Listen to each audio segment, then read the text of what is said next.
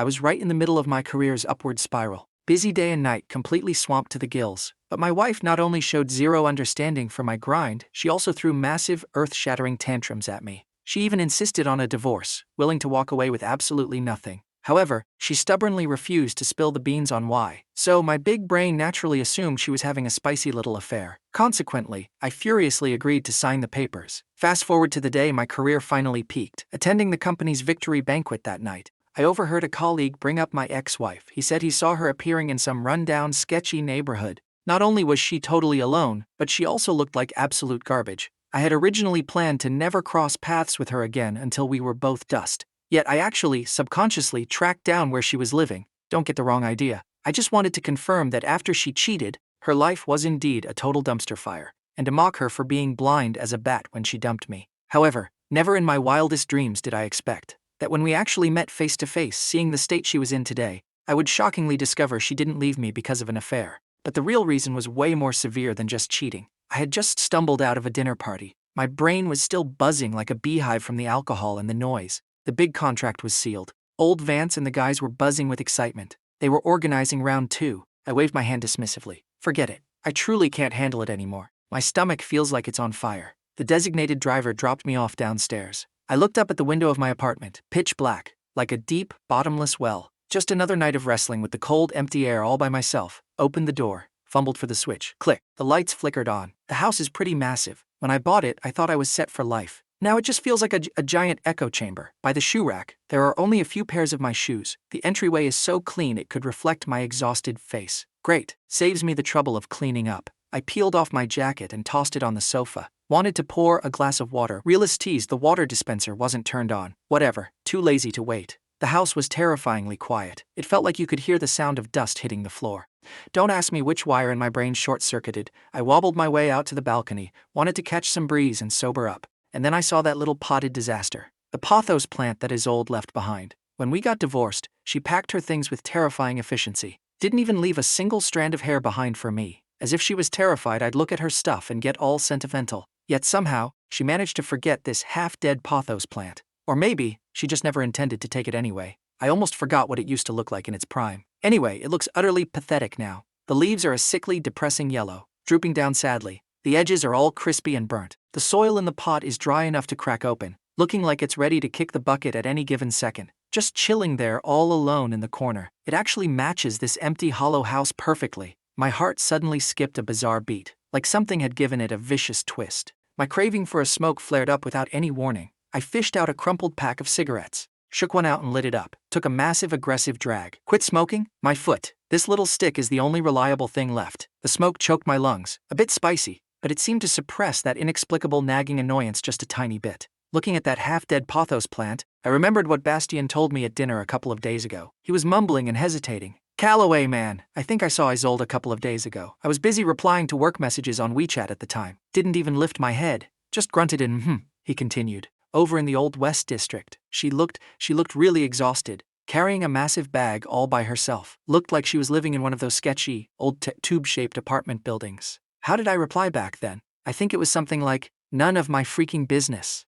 We've been over for a long time. A clean break is the best kind. I genuinely believe that. But right now, looking at this neglected, forgotten, dying pothos plant and thinking about Bastien's words, that wicked annoying fire in my chest flared right up, mixed with something else entirely. Something I couldn't quite put my finger on, blocking up my chest and making it hard to breathe. Wasn't she acting all tough and independent back then? Wasn't she the one who absolutely had to leave? Wasn't she the one who refused to take a single penny? How did she end up living the way Bastien described? This pothos plant will die if nobody waters it. Her, alone in that dump of a place, would she also? The cigarette butt burned my fingers. Only then did I violently snap back to reality. Dang it, I need to go find her. Right this second. I leaned against the freezing balcony railing. The cigarette in my hand was burning down to the filter, and I didn't even notice. Only one thought was buzzing in my brain like a chainsaw. I have to find Isolde, but where the heck do I even start? From the day we divorced, I deleted every single way to contact her. Phone number, WeChat, even that stupid recipe app she used to use. I thought it was such a cool, badass move at the time. Severing the past, starting fresh.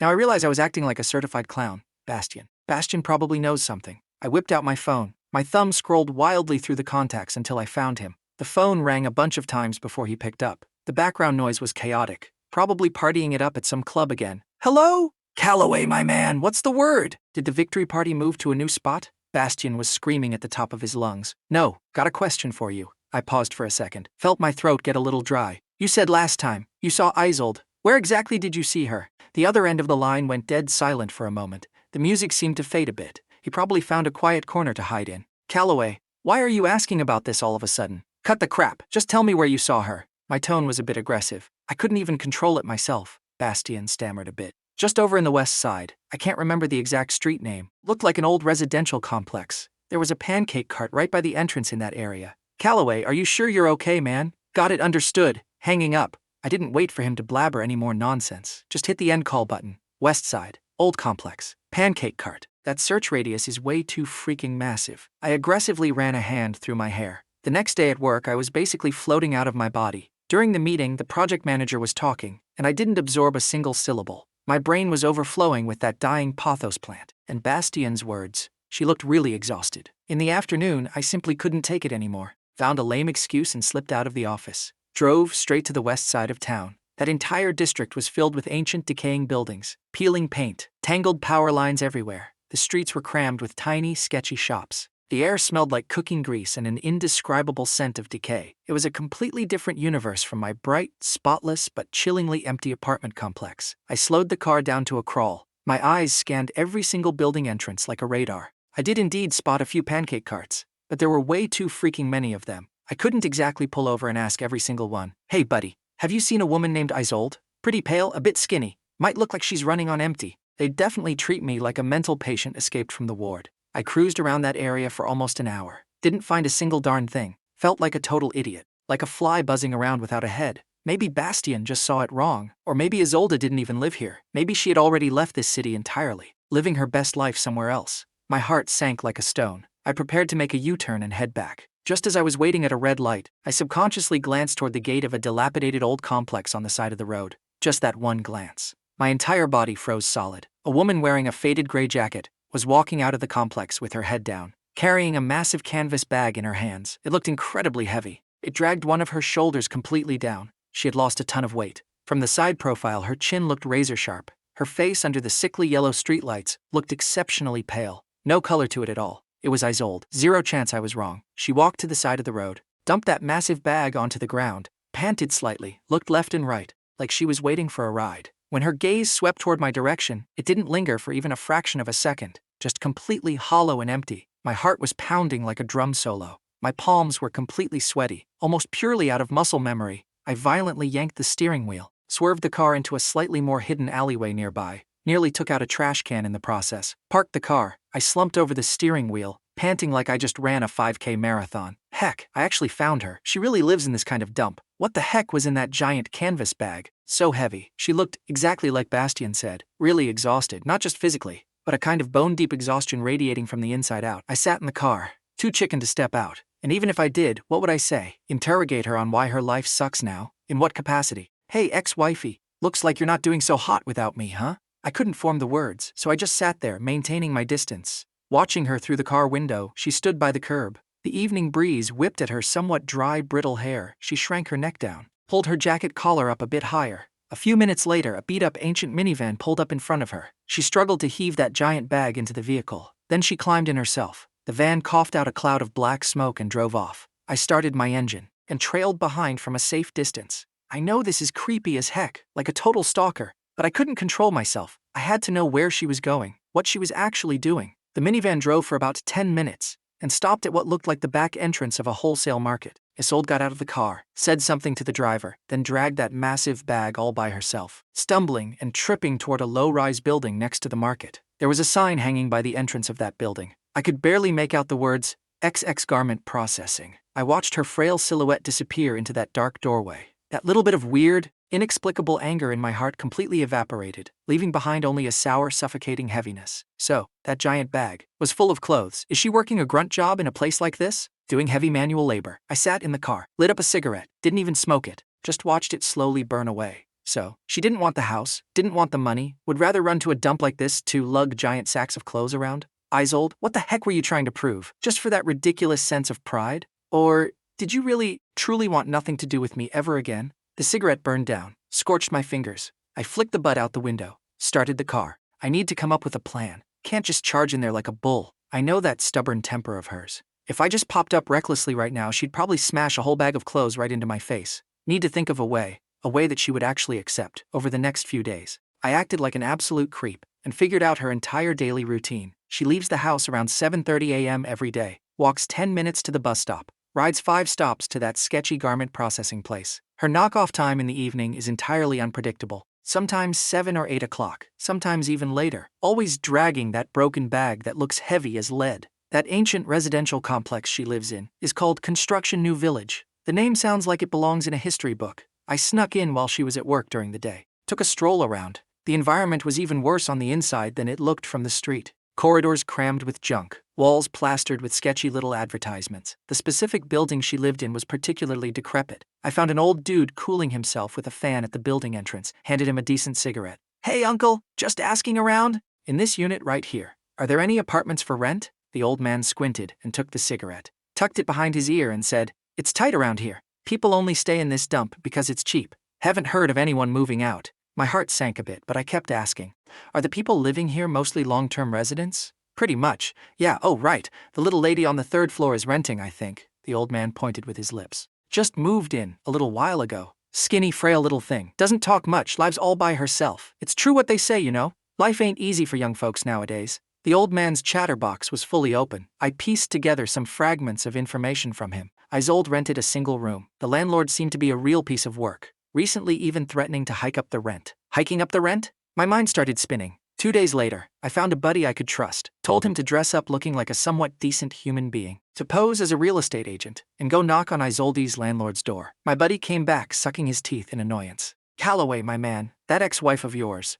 her landlord, that old hag, is not someone to mess with. Got a mouth like a machine gun. Said the young lady is easy to bully. If she raises the rent, she raises the rent. The girl wouldn't even dare to squeak.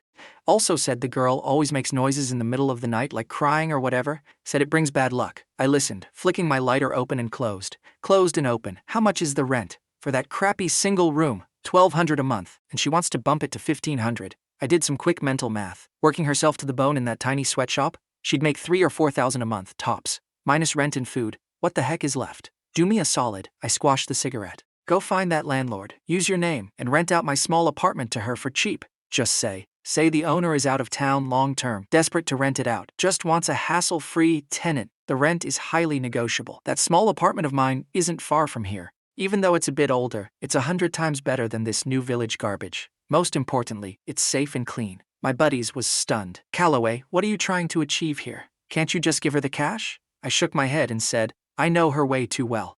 Handing her cash directly would hurt her more than slapping her across the face. Just do as I say, don't mention my name." The plan was beautiful. I felt like a behind-the-scenes superhero, silently arranging everything for her. The next day, my buddy called me, sounding absolutely miserable. "Calloway, man, got the door slammed right in my face. I went to see your ex-wife, pitched it like the deal of the century. Rent is only $1,000, no deposit required." She didn't say a word at first, just listened quietly, and then she asked, "You what?" she asked. "Did Calloway send you?" I obviously said no, right? I told her I was just an agent, and then she smiled. Smiled in a way that gave me the creeps. My buddy's voice was tinged with lingering fear as he continued. She said, "Thanks, but no thanks. I'm perfectly fine living right where I am." And then she shut the door. Calloway, how on earth did she know? I hung up the phone, feeling an indescribable mix of emotions. She guessed it instantly. Makes sense. Pies don't just fall from the sky. Why would anyone believe that so easily? And moreover, maybe she could still sense my presence. The flanking maneuver was a total bust. I'm out of ideas. A few days passed.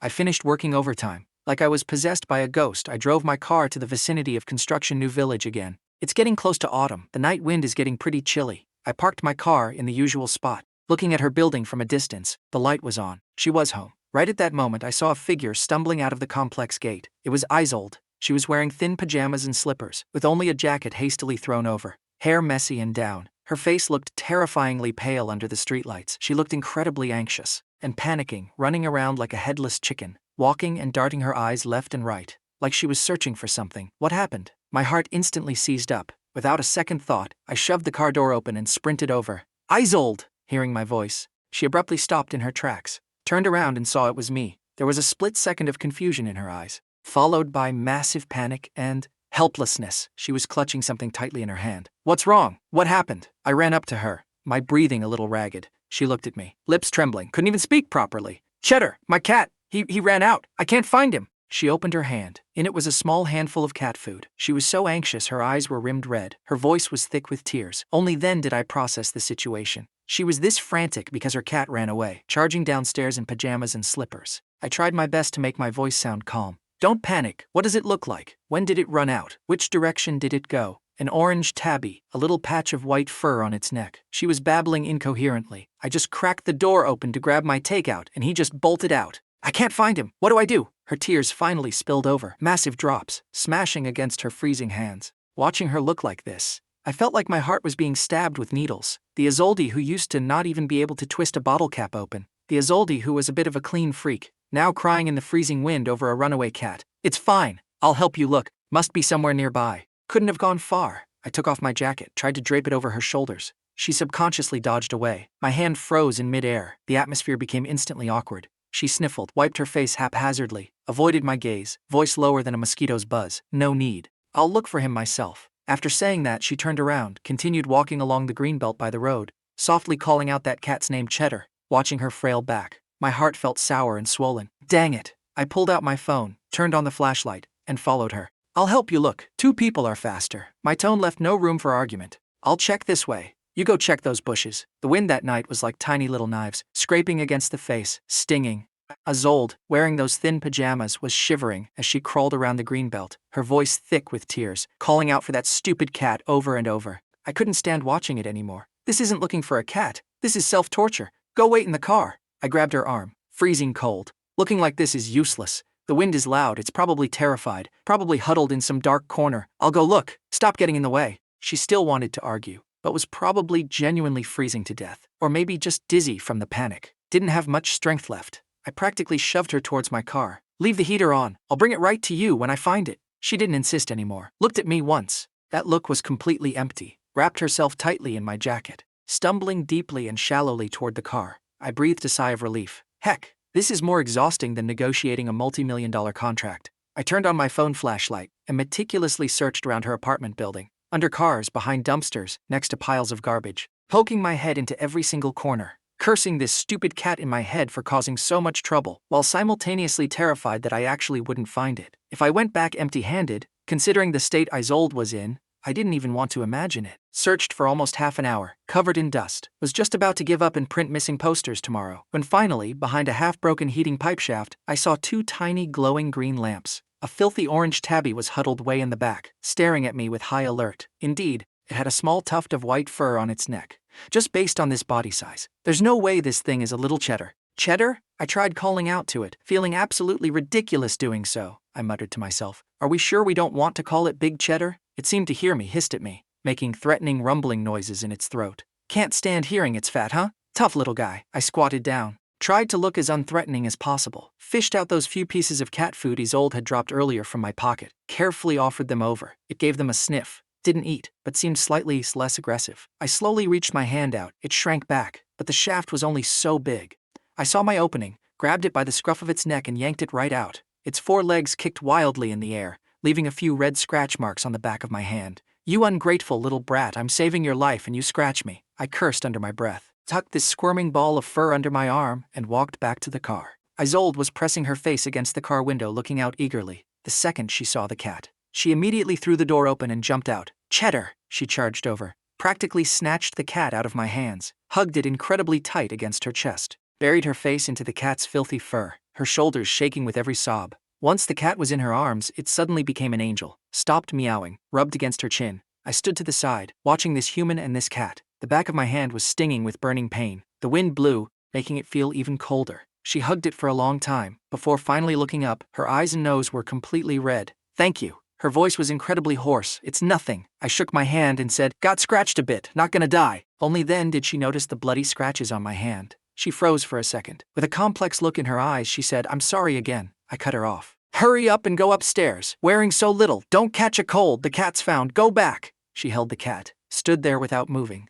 looked at me, then looked at the pitch-black entrance of the stairwell, hesitated for a moment. Do you want to come up and wash the wound? Needs to be treated, to prevent infection. She spoke very quickly, voice very low, almost blown away by the wind. I was stunned, completely didn't expect her to take the initiative and offer. The stairwell wasn't much better than the outside. A heavy smell of mildew mixed with that specific musty scent of old buildings. The motion sensor light flickered erratically, illuminating the peeling, mottled marks on the walls. She lived on the 3rd floor, took out her keys, and unlocked a rusted iron door. Inside was a small hallway, filled with shoe racks and junk from several apartments. She walked to the very last door at the end, unlocked it. As the door opened, a heavy smell of medicine mixed with the scent of kitty litter hit my face. The room was tiny. You could see the entire place in one glance. A single bed, a flimsy cloth wardrobe, a small table, piled with random items and half-eaten blister packs of pills. In the corner sat a cat food bowl and a water dish. The windows were closed, but threads of cold air still managed to slip inside. It was kept fairly clean, but couldn't hide that suffocating feeling of cramped space and poverty. She looked a bit awkward, put the cat down, quickly gathered up a few pieces of clothing from the sofa and said, "Have a seat. I'll go get the first aid kit." The so-called first aid kit was just an old biscuit tin. Inside were some band-aids, iodine, and cotton swabs. She took out the iodine and swabs, stood in front of me, looking a bit lost, and said, "Hand." I extended my hand. She carefully dipped a swab into the iodine and wiped the scratches for me, head down, looking very focused. Her breath lightly brushed against the back of my hand. I could feel her fingers were a bit cold, still trembling slightly. Neither of us spoke a word. Only that orange tabby was rubbing back and forth against our ankles, making purring noises. My throat felt a bit dry, breaking the silence. "You really live in a place like this?" Her movements paused for a second. Didn't look up. "It's fine. It's cheap. That job at the factory. Is it exhausting?" "It's okay." Her voice dropped even lower. "Why?" I finally couldn't hold it back, asked it out loud. "Why would you rather come to a place like this to do heavy lifting than accept my help, than lower your head?" Her hand, applying the medicine, stopped completely. After several seconds, she slowly raised her head, looking at me. Her eyes were shiny with unshed tears, but mostly, it was a kind of numbness from extreme exhaustion. "Calloway." Her voice was very soft, but it struck my heart like a sledgehammer. "We're divorced. My business has nothing to do with you anymore." She threw the cotton swab into the trash can, capped the iodine bottle. "Medicines applied. You should go back to square one." Just when I thought things were softening up, she slammed the door shut with a single sentence. I looked at her, looked at this freezing tiny room, looked at the pile of pills on the table. That wicked fire in my chest flared up again. But this time I wasn't angry at her. I was angry at myself, angry at this freaking garbage life. I stood up abruptly. She startled, shrank back a bit, a flash of wariness and fear in her eyes. That look was like a bucket of ice water, instantly snapping me awake. What am I doing? Forcing her? I took a deep breath, suppressed my emotions. "All right, I'm leaving." I walked to the door, pulled it open. The cold wind rushed in. I paused for a second. Didn't turn around. "Watch the cat closely. If it runs away again next time, you might not get it back." Having said that, I pulled the door shut, leaving that heavy smell of medicine and the suffocating atmosphere behind me. The stairwell was pitch black. The motion sensor light didn't activate. I stood there, didn't move for a long time. Where the iodine had wiped on the back of my hand, it burned slightly.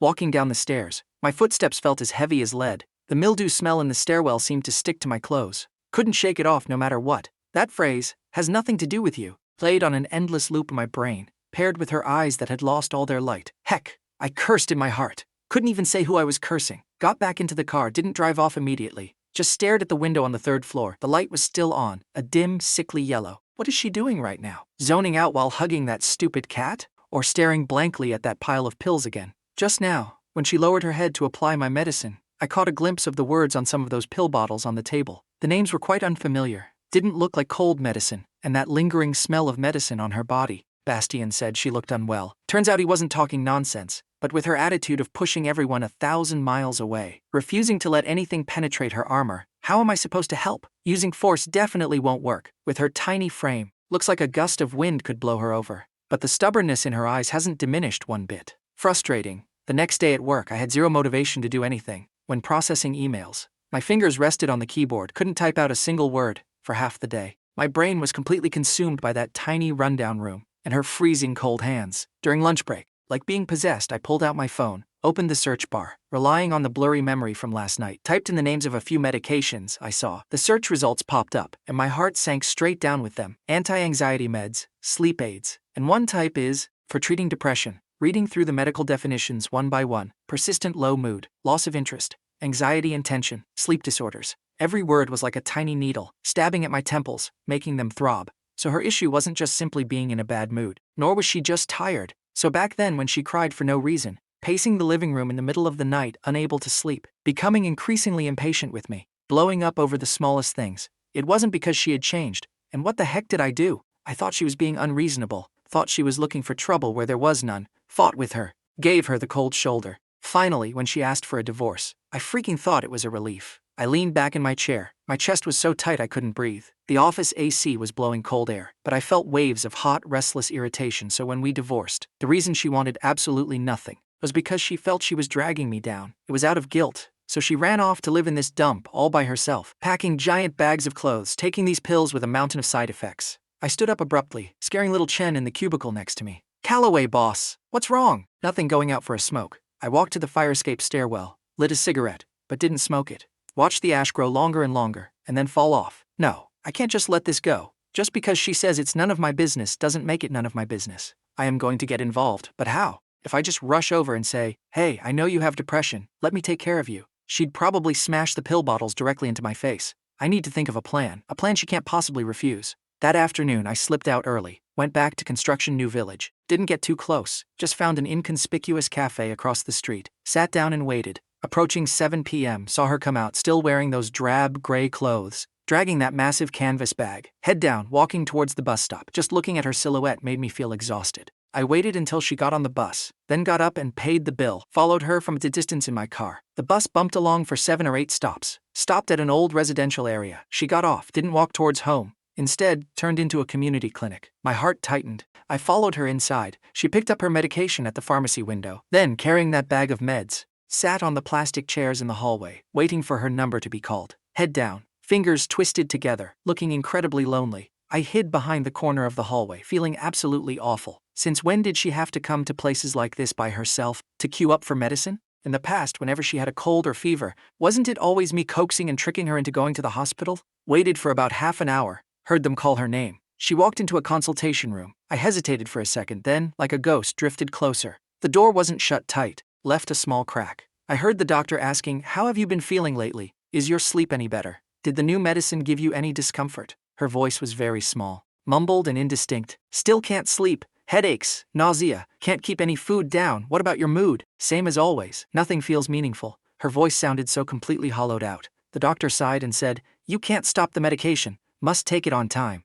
Living all by yourself. You need to be extra careful. If anything happens, let me know immediately." I couldn't hear the rest of the conversation clearly. My ears were ringing loudly. Can't eat, can't sleep, nothing feels meaningful. These words swirled around me, like a tightening noose, squeezing harder and harder. When she walked out, her face was even paler than before. She held yet another plastic bag in her hands, containing the new meds she just got prescribed. I quickly retreated into the shadows, watching her slowly walk out of the clinic. Standing by the road, waiting for a bus. The wind blew her hair around. She stared blankly at the passing traffic. Stood there for a long time. In that moment, I really truly wanted to charge over, regardless of whether she wanted it or not, to just shove her into my car and take her home. But I couldn't. I watched her get onto another bus and disappear into the crowd. I stood rooted to the spot, fished out a cigarette, realized my hands were trembling slightly. Dang it! How is this having nothing to do with me? This has everything to do with me. I didn't go back to the office, turned the steering wheel, drove straight back to my apartment. That half-dead pothos plant was still sitting on the balcony, looking like it was taking its final breath. I stared at it for a long time, with nowhere to vent the wicked frustration inside me. I walked over, grabbed a cup, filled it with water, and poured it in bit by bit. The cracked, dry soils greedily sucked up the water, making a faint hissing sound. Heck, can't exactly let it just die after watering the plant. I collapsed onto the sofa. The house was terrifyingly quiet. The doctor's words, Isolde's pale, bloodless face, and her words, "Can't sleep, nausea, meaningless." They all spun like a carousel before my eyes. Why didn't I notice any of this before? Was it because I was too busy with work, or did I notice it, but simply didn't take it to heart, only thinking her temper had gotten worse, that she had become too hard to please? Heck, I wiped my face forcefully, felt a heavy block in my chest. I can't force my way in her current state. She can't handle being scared, nor can she handle being pressured. I have to find a method she can accept. The next day, I went to Construction New Village again. This time I didn't stake out the cafe, walked straight into the small convenience store downstairs, bought some fruit and milk, and a bag of premium cat food. Carrying the stuff, I took a deep breath, walked upstairs. Standing in front of her rusted door, I hesitated before knocking. No movement inside. I knocked twice more, a bit harder. "Who is it?" Her voice came through the door, laced with caution. "Calloway." A long silence inside, so long I thought she wasn't going to open it. Then I heard the lock clicking. The door cracked open slightly. She revealed half her face. Her eyes were the same as before, lacking energy, full of questions. "Do you need something?" She had no intention of letting me in. I lifted the bags in my hand, just passing by, checking in, and brought some food for the cat. This excuse was so pathetic even I didn't believe it. She looked at the bags, then looked at me. Didn't speak. How's your hand? She suddenly asked. I froze for a second. Lifted the back of my hand and said, it's fine, almost healed. Another awkward silence. Thanks. She reached out to take the bags, still no intention of inviting me inside. I didn't let go. Not going to invite me in to sit for a bit? I tried to make my tone sound as casual as possible. Standing at the door, what kind of manners is this? She pressed her lips together, hesitating, her eyes darting around evasively. Right at that moment, a loud clatter came from inside, like something had been knocked over. Her expression changed drastically. She immediately turned and ran into the room. I didn't have time to care about boundaries anymore. Squeezed right in after her. It was that orange tabby. It jumped onto the table and knocked the pill bottle she left on the edge straight onto the floor. Pills scattered everywhere. She was frantically trying to pick them up. Her back profile looked a bit panicked. I closed the door, walked over, squatted down and helped her pick them up. The white pills had rolled everywhere. Her fingers trembled as she picked them up. She didn't even dare to look at me while doing it, quickly shoving the pills back into the bottle, as if they were something shameful that couldn't see the light of day. Are you okay? I asked. I'm fine. Her voice was muffled, clutching the pill bottle tightly in her hands, placing it as far back on the table as possible. He's too naughty. The atmosphere froze again. The culprit cat, however, acted like nothing happened, rubbing against my pant leg, meowing, probably smelled the cat food. Thank heavens for the furry little guy. Otherwise, I might not have gotten in today. I ripped open the bag of cat food, poured a little into its bowl. It pounced immediately, eating with loud crunching and purring noises. Look, he really likes it, I said, desperately searching for a topic.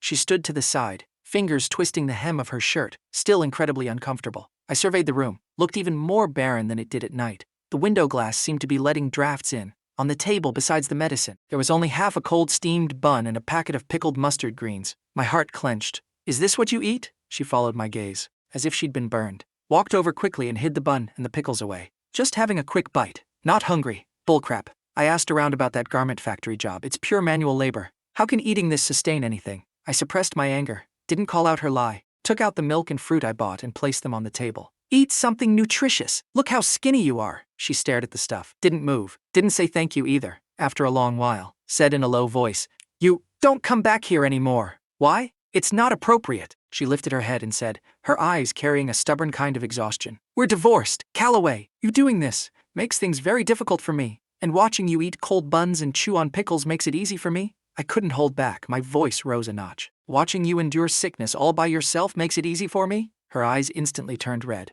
She turned her face away and said, I don't need you to care. I'm going to care anyway. I yelled it out. The emotions I had suppressed for days were slipping out of control. Isolde, look at the state of yourself right now. If you're sick, get treated. If you have no money, tell me. What's the point of toughing it out alone? Does it make you feel incredibly proud and strong? She whipped her head back, tears streaming down instantly, her voice shaking. Tell you what? Tell you I can't sleep and I'm going crazy? Tell you I feel so sick I want to vomit and can't eat a thing? Tell you I feel like being alive is completely meaningless. Would you have listened back then, Calloway? You would only think I was being annoying, think I was making a scene out of nothing. She gasped for air, tears flowing even more fiercely. Yes, I'm sick. I dragged you down. So I left, isn't that enough? I stayed as far away from you as possible, isn't that enough? I'm begging you to just let me go, okay? I just want to rot here all by myself. Stop coming here and reminding me of how much of a failure I used to be, okay? She screamed hysterically. Her whole body was shaking, like a leaf caught in a hurricane. I was stunned into silence by her screaming. My heart felt like it was viciously squeezed, aching intensely. So this was what she thought all along. Watching her break down entirely, all my anger vanished,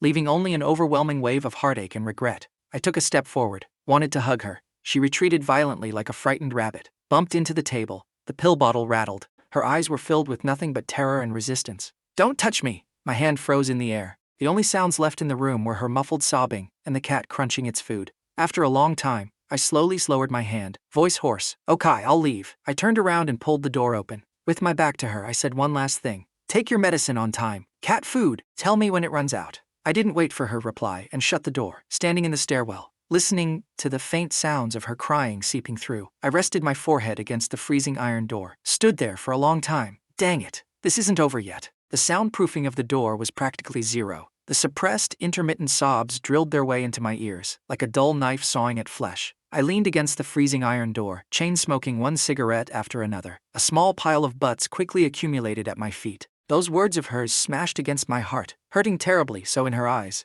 Back then, I was just a bastard who found her annoying. Maybe I actually was one back then. Don't know how long passed. The crying inside gradually quieted down, until there was no sound left. I crushed my cigarette, Tried turning the doorknob. It wasn't locked. When I came out and shut it just now, she didn't lock it from the inside. I gently pushed the door open. The main light wasn't on in the room. Only a small desk lamp on the table gave off a sickly yellow glow. Isolde was curled up on the small sofa by the bed, looking like she had fallen asleep, tear stains still on her face. Corners of her eyes bright red. That orange tabby was nestled in her arms, watching me with alert eyes. On the table, that half a cold steamed bun and the pickles were gone. The box of milk I bought was ripped open. About a third of it had been drunk. There was also one less apple from the fruit pile. My heart finally relaxed just a tiny fraction. Thank God. At least she still knows she's hungry. I walked over as quietly as possible. Wanted to take the thin blanket draped over the sofa and cover her with it. Just as I got close, her eyelids fluttered. She woke up with a violent start. Seeing me, subconsciously shrank back again. The cat in her arms was startled, jumped down.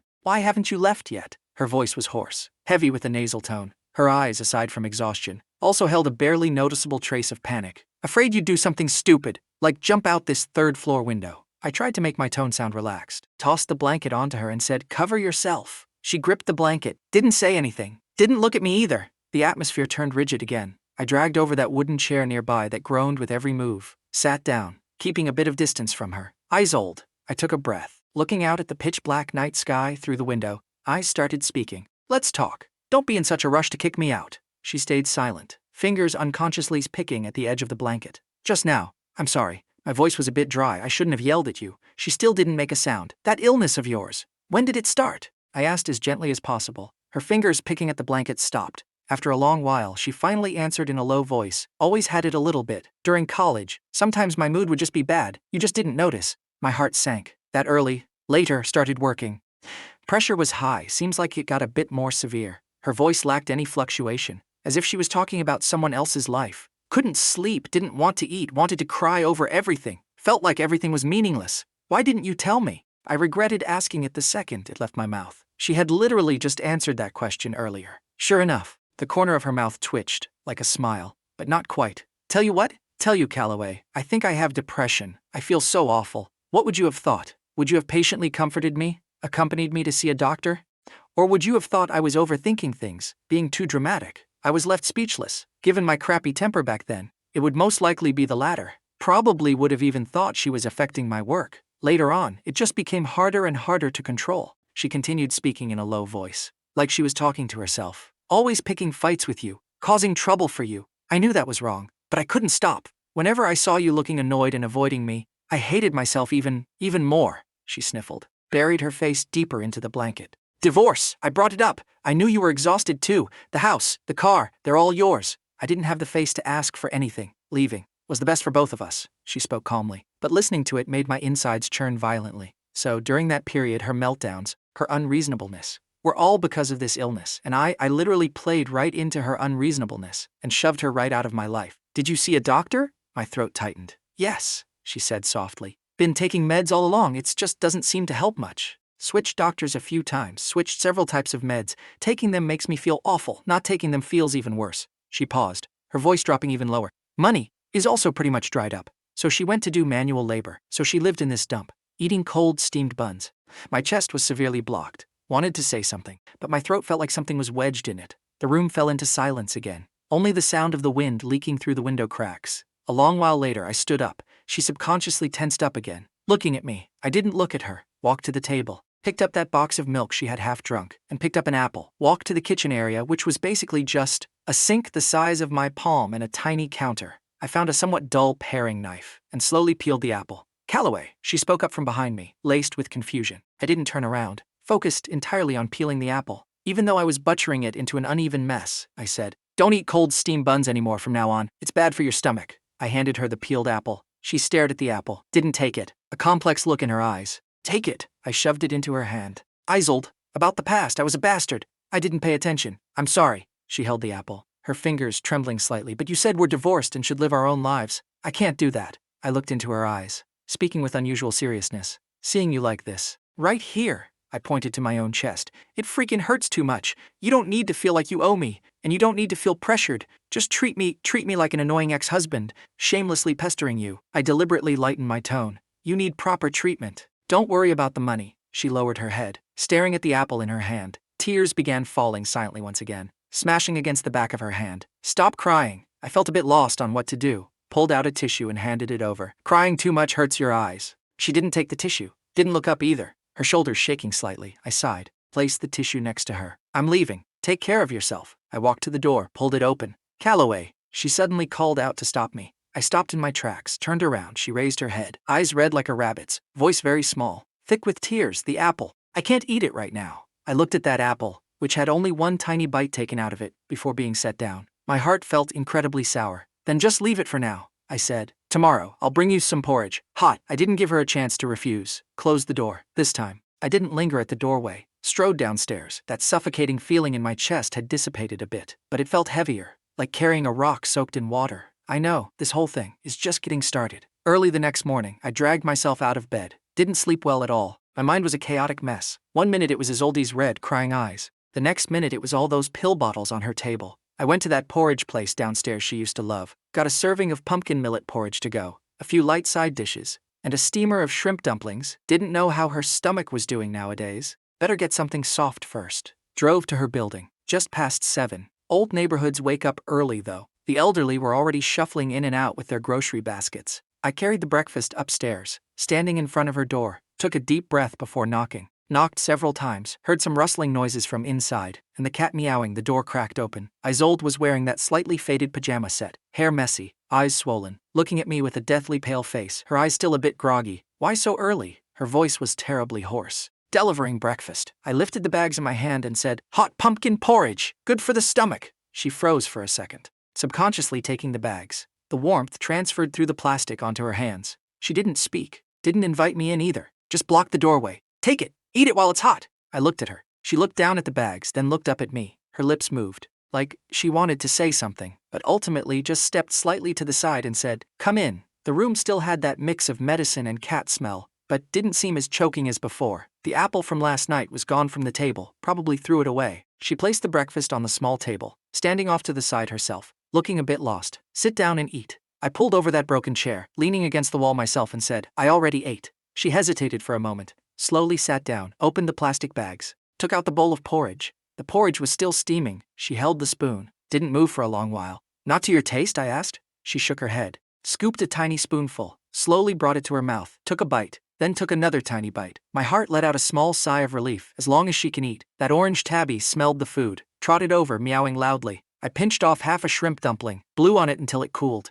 and placed it in its bowl. The room was very quiet. Only the sound of her taking small sips of porridge, and the cat purring as it ate. She ate about a third of the bowl, then put down her spoon, pushed it away. That's all you're eating? I frowned. I'm full. Her voice was still very soft. Thanks. Did you take your medicine? I asked. She paused, glanced towards that pill bottle pushed far back on the table and said, I'll take it in a bit. I left no room for negotiation and said, take it now. I'm watching you take it. She abruptly looked up at me, her eyes holding a bit of resistance and embarrassment. Calloway, you really don't need to do this. Yes, I do. I cut her off. Walked over and picked up that pill bottle, checked the instructions, poured out 2 pills, then picked up the half glass of water she left behind, handed both of them right in front of her. Eat. She looked at me, her eyes reddening slightly again, but this time she didn't cry. After a few seconds of a standoff, she finally took the pills and the water, tilted her head back and swallowed them down. Her brows furrowed tightly together, as if what she swallowed was something unspeakably bitter. Watching her swallow the medicine, I felt a bit more grounded. From now on,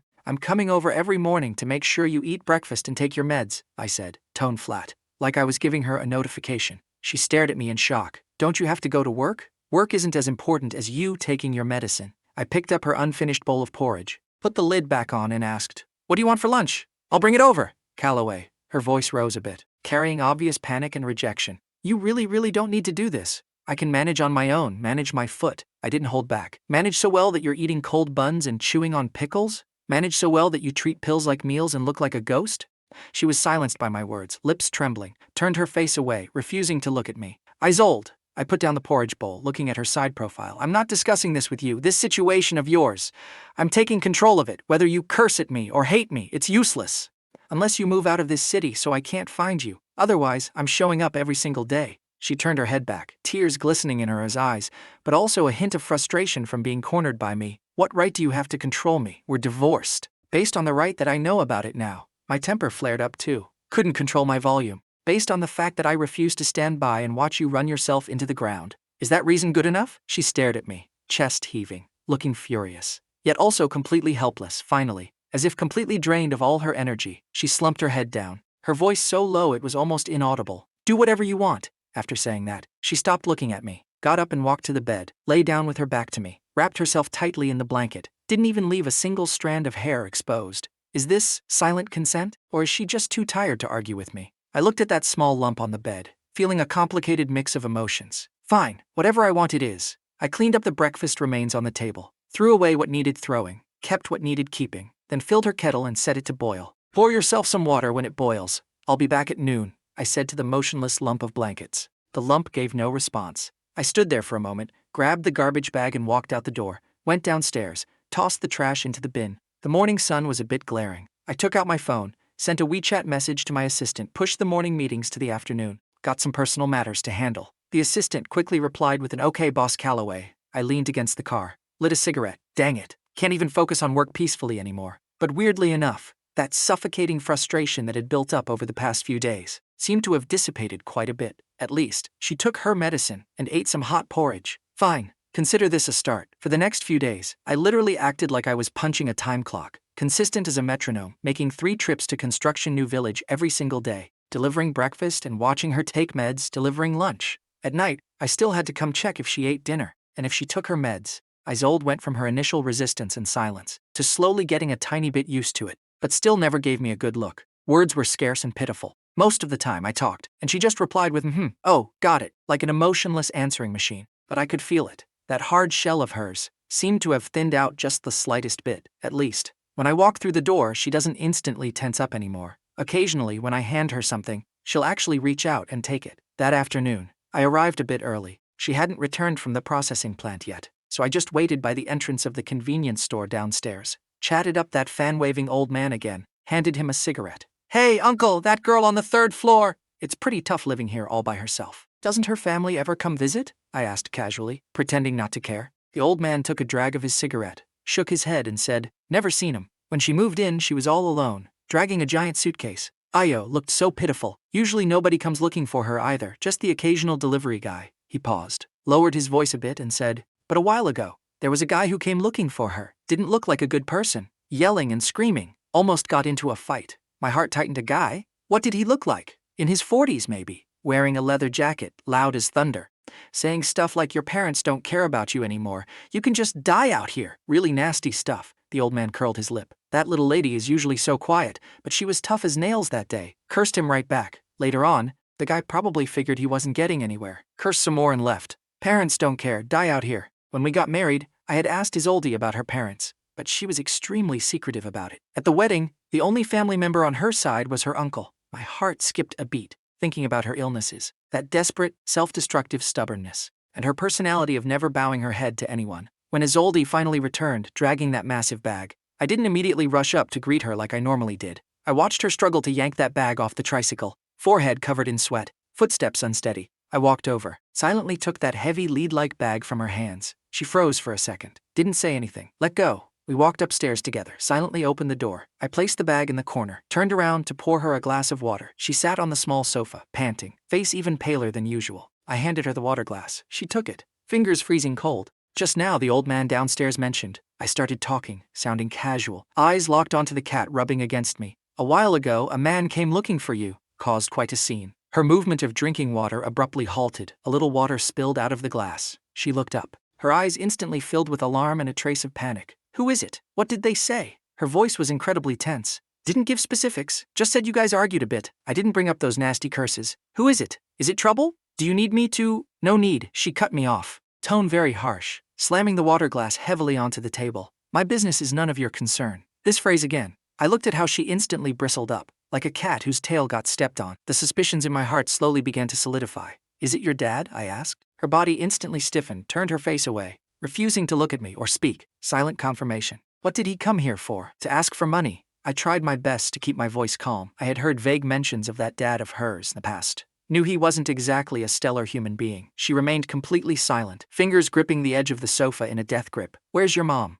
I asked again. In my memory, she almost never brought up her family matters. She suddenly let out a bizarre laugh, her voice carrying an icy mockery. My mom? She can't even save herself, lying in a hospital bed. A psychiatric hospital. I was stunned, so my throat went dry. This illness of yours, is it like hers, genetic satisfied now? She snapped her head around, eyes terrifyingly red, filled with suppressed agony and a kind of reckless self-abandonment. This is the genetics of our family, lunatic genetics. Now you know you can leave, right? Stay far away from me. Don't let it rub off on you. Her emotions escalated rapidly, breathing heavily, shoulders trembling violently. My heart felt like it was viciously rammed by something, aching and numb. So that's how it is. Not because of some bullcrap work pressure. It's something she carried from her very roots, a shadow she couldn't escape no matter how hard she tried. She was so terrified of becoming a burden, so terrified of becoming exactly like her mother. I watched her in her agitated, breaking down state, didn't speak, didn't leave either, waited until she calmed down slightly before I slowly opened my mouth, voice a bit hoarse. So back then,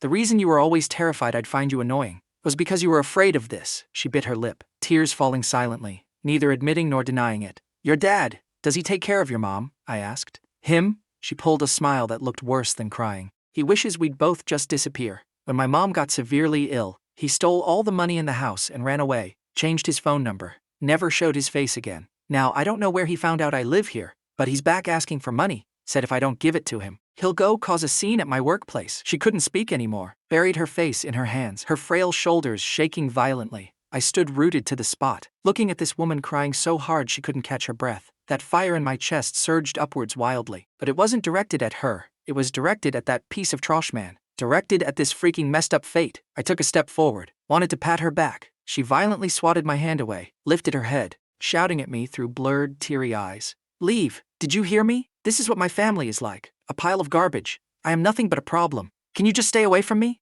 I'm begging you. I looked at her hysterical state, didn't move, waited until she was tired of shouting. Out of energy, I opened my mouth. Voice wasn't loud, but exceptionally clear. Are you done talking? She was panting, glaring at me. If you're done, then listen to me. I looked her directly in the eyes. We're going to get you properly treated. It has nothing to do with genetics. It can be managed. Secondly, if that dad of yours comes to harass you again, you tell me, I'll handle him. Thirdly, I paused, articulating every single word clearly. You are not a problem. You never have been. She stared at me, the madness and resistance in her eyes slowly fading, leaving only confusion, helplessness, and a mess of vulnerability. I didn't say anything else. Turned around and walked to the kitchen, poured her a glass of warm water, then brought over some tissues. Wipe your face. Then eat. I handed the things to her, my tone leaving no room for refusal. I bought soup dumplings from that place you used to love. If you don't eat them soon, they'll get cold. She blankly took the tissues, looked at me, then looked at the takeout box on the table. After a very long time, she slowly, extremely slowly, picked up a slightly warm dumpling, took a tiny bite, and then the tears started falling again, swallowed down along with the dumpling. I didn't try to comfort her, didn't walk away either, just stood right there next to her. I know, that hard shell has finally cracked open a tiny bit today. Whether the light can shine inside still depends on the days to come. The days just kept rolling on like this. I ran over to her place every single day, delivering meals, delivering meds, watching her eat them, even though she still rarely smiled and didn't talk much. But at least she didn't act like she wanted me to roll away right out the door anymore. Sometimes when I go, she's just zoning out at that pile of pills, eyes completely blank. I don't rush her, just sit next to her and wait, or find something else to do, taping up the gaps in her windows where the wind leaks in, fixing the wobbly legs of that broken table. That fat cat, however, was getting closer and closer to me, flipping over to show its belly the second it saw me. She still ate very little. The cat probably ate more than she did, but at least it was hot food. Her complexion wasn't as terrifyingly pale and death-like anymore. Until that night, I finished overtime and brought over some packed food from a restaurant, walked upstairs, knocked on the door, no answer, knocked a few more times, still no movement. My heart sank. A terrible premonition instantly gripped me. Isolde, open the door! Do you hear me? I pounded on the door heavily. My voice was loud. The neighbor across the hall was woken up, poked her head out, an older woman, sounding very annoyed. Stop knocking. Haven't seen her all afternoon. So noisy. Hasn't been back all afternoon. I had asked around at the processing plant. They usually get off work around 5 or 6. I suppressed the panic rising in my chest, apologized to the neighbor, turned around and bolted down the stairs, running while dialing Bastian's number. Bastian, hurry up. Help me find some people. Something might have happened to Isolde. Bastian on the other end was startled. Calloway. What's going on? Take it slow. Slow my foot. Her phone is off. She's not home. The factory's been closed for hours. Think of something quick. See if you can find out where she might have gone. My voice was literally shaking. Jumped into my car. Revved the engine loudly. Okay. Calloway, don't panic. I'll ask around right now. Do you know any places she usually frequents? Places she frequents? Heck, all I know is her house, the factory, and the community clinic. Where else could she go? I drove the car, driving around her neighborhood like a headless fly. my eyes scanning every single silhouette on the street. My heart was pounding so hard it felt like it would leap out of my throat. Terrifying thoughts uncontrollably flashed through my mind. Did her condition suddenly worsen? Did she have an accident? Or did she? Panic rose like an icy tide, wave after wave submerging me, making my fingers turn cold. I even drove to the community clinic, rushed in and asked everyone. The nurses said they didn't see her today. Time ticked by second. The sky turned completely pitch black. No news from Bastion either. Only said the processing plant confirmed she took the afternoon off and left early. Took the afternoon off and left early? Where did she go? I parked the car on the side of the road, smashed my fist onto the steering wheel. The horn blared piercingly, sounding exceptionally jarring in the quiet night. Powerless. This feeling of completely losing control, of not being able to find someone, is too freaking awful. I leaned back against the seat. My chest was so tight I couldn't catch my breath. Noticed my own hands were trembling violently. Just when I was on the brink of total despair, my phone suddenly rang. It was an unknown number. I answered it instantly. Voice hoarse. Hello? The other end was silent for 2 seconds. Then came a faint, familiar voice, heavy with a nasal tone, sounding like she had just been crying. Calloway. It was Isolde. I violently sat up straight. My heart felt like it was viciously squeezed by a hand and then released. Where are you? Are you okay? I'm at. Her voice was broken and stuttering. The background noise was very quiet. By the river. That park. Riverside Park. That's pretty far from here. What on earth did she run all the way over there for? Stay right there. Don't move. Send me your location. I'll be right there. I practically roared the words out. Started the car immediately. She mumbled in agreement. Her voice sounded exceptionally exhausted and hollow. The call didn't drop. I could hear her faint breathing and the subtle sound of the wind. I didn't dare hang up, terrified that if I hung up, she'd disappear again. I don't even remember how many red lights I ran along the way. Only one thought in my head: faster. Following the location she sent, I ditched the car on the side of the road, practically sprinted into the park. There was hardly anyone in the park at night. The streetlights were dim. I searched all along the riverside, finally saw her on an isolated park bench. She was curled up on the bench, hugging her knees, head buried. Her frail silhouette looked especially tiny under the sickly yellow light, especially lonely. Next to her sat that old canvas bag. I sprinted over, panting as I stopped in front of her. Isolde. She slowly lifted her head. Her face was covered in wet tear stains, eyes red and swollen. Her gaze completely empty, unfocused, her face terrifyingly pale. She looked at me, as if she didn't recognize me, or as if she was looking at something else entirely through me. My heart tightened, squatted down, grabbed her shoulders. Her body was ice cold, still trembling slightly. What's wrong? What happened? Did someone bully you? I asked repeatedly, unconsciously softening my voice. Afraid of scaring her, she looked at me. Her gaze slowly came into focus, as if finally recognizing it was me. Her lips trembled. Tears spilled out again without any warning. Calloway. Her voice shattered, carrying massive despair. I went for my checkup today. What did the doctor say? My heart sank heavily. She shook her head, tears falling even faster. The doctor said the medication isn't working well. Might need to switch meds, switch to more expensive ones. And she choked on her sobs, unable to continue. Her breathing became rapid. And what? Take your time. Don't panic.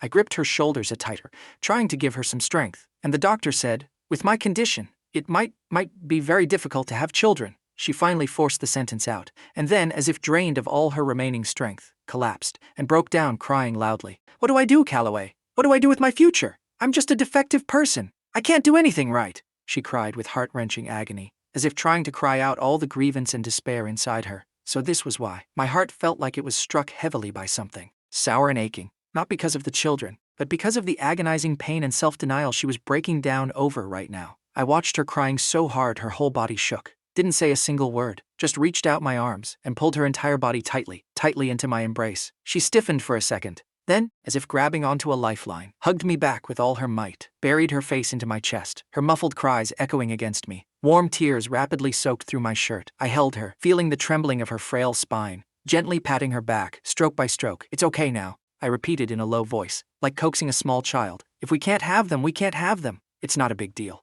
She shook her head against my chest, crying so hard she couldn't speak. Listen to me, Isolde. I cupped her face, forcing her to look into my eyes, my tone exceptionally serious. I came looking for you, not because you can bear children, even if you can't. You are still you. I take care of you, because you are Isolde, the Isolde who farted in front of me, fought with me, and divorced me. Do you understand? She looked at me through blurry, tear-filled eyes, her lips trembling. If the meds aren't working, then we switch until they do. As for the money, you don't need to worry about it. I wiped away her tears, but those tears seemed impossible to wipe away. I continued, you are not a defective person. You are just sick. And when you're sick, you get treated. Understand? She looked at me. The despair in her eyes slowly faded a bit, replaced by a kind of bewildered reliance. Let's go. I pulled her up, picked up her bag from the ground, wrapped my arm around her shoulder and walked toward the car. She leaned against me. Her footsteps were unsteady, but she had stopped crying, just making small non-stop sobbing sounds. I stuffed her into the passenger seat, buckled her seatbelt. She tilted her head, watching the river water flowing outside the window. Her eyes were still hollow, but she had a bit more life in her than a moment ago. I started the car, cranked up the heater. The car was dead quiet, save for her occasional, uncontrollable hiccups of crying. After driving for a bit, I reached out and grabbed her freezing hand resting on her knee. Her fingers twitched a little, but she didn't pull away. I tightened my grip slightly, keeping my eyes on the road ahead. I said, "From now on, for your follow-up appointments, I'll go with you." She didn't say a word. After a long time, so long that I thought she had fallen asleep, I heard her let out an incredibly soft in my palm. Her freezing fingers gave a tiny squeeze back. Her hand was so small, ice cold, curling slightly inside my palm, like a terrified little bird. I didn't dare grip too hard, just loosely circled it. The car's heater was blowing strongly. She kept her head turned, staring out the window, occasionally sniffling. I kept my mouth shut, focusing on driving, but my peripheral vision was entirely filled with her quiet side profile. Arriving downstairs, I parked the car, but didn't immediately unbuckle. "Still feeling awful?" I asked. She shook her head. Her voice was still a bit raspy. "Much better. That medicine. Let's talk about it tomorrow." She cut me off. Her voice was very soft, carrying the exhaustion of someone who had just surrendered to fate. "Today, I don't want to think about it." I didn't push her. "All right, let's head upstairs then. Go to sleep early." She nodded, went to unbuckle her seatbelt. Her fingers didn't seem as freezing anymore. I watched her go upstairs. Only when the light in that third-floor window flicked on did I breathe a sigh of relief. Started the car and left. The next day was Saturday. I didn't go bother her bright and early like I usually did. Waited until it was almost noon, bought some groceries and headed over. Knocked on the door. She opened it pretty quickly, wearing loungewear, hair casually pinned up. Her complexion still didn't look great, but the hollowness in her eyes had lessened a bit. "Why are you here?" she asked, stepping aside to let me in. "Upgrading our diet." I hoisted the plastic bags in my hand. "Eating takeout all the time is bad for you." The room was a bit tidier than usual. The floor was swept completely clean. The stuff that shattered yesterday was probably all cleaned up. That fat furball trotted over to sniff the bags in my hand. She watched as I pulled out fish, meat, and vegetables, one by one, looking a bit stunned. "You know how to cook? Who are you looking down on?" I shot her a look. "We ate hot pot at home plenty of times in the past, didn't we? Who do you think fried up the soup base?" She seemed to remember something. The corner of her mouth hooked up ever so slightly, and then quickly flattened again. I didn't tease her any further. Tied on an apron. It was still the old one she left in this place, a bit worn out, but washed clean, and started prepping the fish. She stood at the kitchen door, watching me methodically scale it, gut it, and wash it. Her eyes looking a bit complex. "Why are you just standing there?" I didn't turn my head. "If you have nothing to do, wash the rice. The rice cooker is over there." She let out an "oh" and obediently went to wash the rice. Her movements were a bit rusty, splashing water everywhere. I didn't criticize her, just let her mess around with it. The kitchen was tiny. With the two of us squeezed in there, our elbows would occasionally bump. The faint smell of medicine on her, mixed with the scent of her shampoo, drifted into my nose. She still didn't talk much, but she didn't dodge away either. Just quietly helped me pass a plate or grab a bowl. Oil in the pan. Sizzled the ginger and garlic until fragrant. Dropped the fish in and pan-fried it until both sides were golden brown. Added hot water. Let it bubble and simmer. White steam billowed out, carrying a rich, savory aroma. I also stir-fried some greens and made a tomato egg drops soup, a very simple meal. Set it up on the small table. The two of us sat facing each other and ate. She took small sips of the fish soup, her eyes squinting slightly. "How is it?" I asked. "It's okay," she said softly, and grabbed another piece of fish with her chopsticks, which basically translates to, "It's incredibly delicious." I know her too well. After eating, she took the initiative to wash the dishes. I leaned against the kitchen doorframe and watched her. The water rushed loudly. She washed them very meticulously. Her side profile looked a bit softer than it had the past few weeks. After washing up, she dried her hands, turned around, hesitated for a second, looked at me and said, "Thanks. For what? It's just a meal." I waved my hand dismissively. She pressed her lips together, didn't push the topic, walked over to the table, picked up that pill bottle, poured out today's dosage, and swallowed them down with warm water, without needing me to stare her down. Then, as if she remembered something, she dug around in that old canvas bag and pulled out a crumpled piece of paper, handed it to me. It was a new prescription slip from the doctor, and an appointment card for a psychological counseling session. The time was for next Wednesday afternoon. "The doctor told me to go," she said softly, her fingers unconsciously picking at the edge of the appointment card. "Said, if I cooperate with the therapy, the results might be better." I took the slip and the card, feeling like something in my heart had gently settled into place. Her showing this to me voluntarily meant she had finally stopped completely shutting me out of her world. I carefully folded the slips, tucked them into my wallet and said, "I'll go with you next Wednesday." She didn't object, just gave a gentle nod. The midday sun was quite nice, shining in through that somewhat drafty window, casting mottled shadows on the floor. She curled up on the sofa hugging the cat. Stroking the cat's belly absent-mindedly, the cat purred loudly in absolute comfort. I sat on that chair nearby, using my phone to process my backlog of work emails, occasionally looking up to glance at her. She seemed a bit sleepy, her head nodding up and down. The sunlight hit her face, illuminating the fine peach fuzz on her skin. It was so quiet it felt a bit surreal, as if the fights, the divorce, the hurt between us had never happened, as if we were just spending an ordinary weekend, in our ordinary home. Of course, I knew we weren't. Those cracks were still there. The wounds in her heart hadn't fully healed yet, but at least, right now, the sunlight was warm. The fish soup was finished, the medicine was taken. That fat furball jumped down from her arms, stretched lazily, trotted over, leaped onto my lap, and found a comfortable position to nest in. I froze for a second, looking down at this overly familiar little dude. Isolde saw it too. She didn't speak, but the corner of her mouth hooked up into a very shallow curve. It disappeared quickly, pretending to look out the window, but I saw it. I scratched the fat cat's chin. Its purring grew even louder. All right then. The iceberg seems to actually be starting to melt. Even though it's slow, it is definitely melting. Wednesday afternoon, I slipped out of the company early, drove to the bottom of Construction New Village and waited. Didn't have to wait long. Isolde came downstairs, wearing a plain-colored sweater, with a coat over it. Her hair was combed neatly, but her face still carried a hint of exhaustion. She saw my car. Her footsteps paused for a second, before walking over and pulling open the passenger door. "You really didn't have to come," she said quietly while buckling up. I started the car and said it was on my way. She didn't say anything else, turned her head to look out the window. The psychological counseling clinic was in a pretty quiet office building, warmly decorated. The air carried a faint scent of aromatherapy. The receptionist nurse gently asked her to fill out a form. She gripped the pen, her fingers a bit tense. I sat on the waiting sofa nearby, flipping through an expired magazine. Didn't look at her. The nurse called her name. She stood up and followed her into a consulting room at the end of the hall. Right before the door closed, she turned back to glance at me. That look held a bit of panic, like a kid going to kindergarten for the first time. I gave her a subtle chin nod, signaling her to go ahead. "It's fine." The door closed. I was the only one left in the waiting area. Flipped the magazine back and forth but couldn't absorb a single word. The ticking of the second hand on the wall clock sounded exceptionally loud. I stood up, walked to the window and looked out. The traffic below was weaving like a loom. Everyone looked busy and rushed, with places to be. I wondered how she was doing inside. Would she cry? Would she remember all that awful crap again? After what felt like a century. The door to the consulting room opened. Isolde walked out. Her eyes were a little red, but her expression looked slightly more relaxed than before she went in, not as tightly wound. The counselor was a middle-aged woman who looked quite gentle. Following behind her, she also glanced at me and gave me a slight nod. I went to the front desk to settle the bill. The price wasn't cheap, which meant I definitely shouldn't mention it. We went downstairs together. Got into the elevator. Neither of us spoke. It wasn't until we got into the car that I asked, "How do you feel?" She looked straight ahead, fingers picking at the edge of the seatbelt. "Just okay." Said a lot of things. Felt kinda useless. "It's just the first time, right? Take it slow." I tried to keep things light. "That doctor seems decent." She didn't reply. After driving for a bit, while waiting at a red light,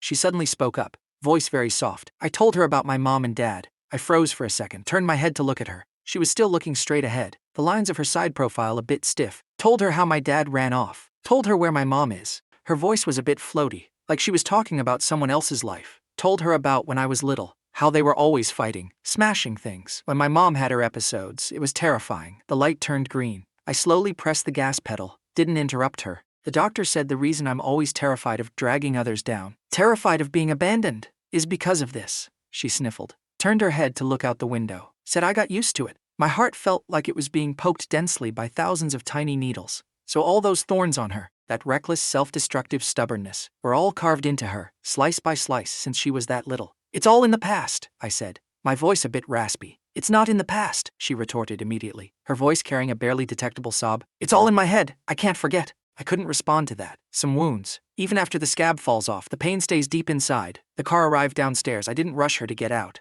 Isolde. I called her name and said, "Look, you didn't drag me down, and I didn't abandon you." She turned her head back, looking at me, her eyes wet with tears and a bit of confusion. "And I never will," I added. It came out sounding a bit stiff, but absolutely serious. She looked at me, looked for a long time, and then gave an incredibly light, incredibly slight nod. Just that one tiny movement, but I felt. It weighed more than all the thank yous and I'm sorry she had ever said combined. She pushed the door open and got out, took 2 steps, then stopped, turned back to look at me. "Do you want to come up for a glass of water?" I froze for a second. This was the first time she took the initiative to invite me up to sit. Not the kind where I was just dropping off food or meds. Sure. I killed the engine, followed her upstairs, entered the room. That fat cat meowed and came to greet us. She poured me a glass of water, plain boiled water. I took it, took a sip. The two of us had nothing to say for a moment. A bit awkward, but not that uncomfortable kind of awkward. She walked to the balcony. Looking at that potted pothos, the new shoots had opened up a bit more. Even though it was still frail, it was undeniably alive. It seems to have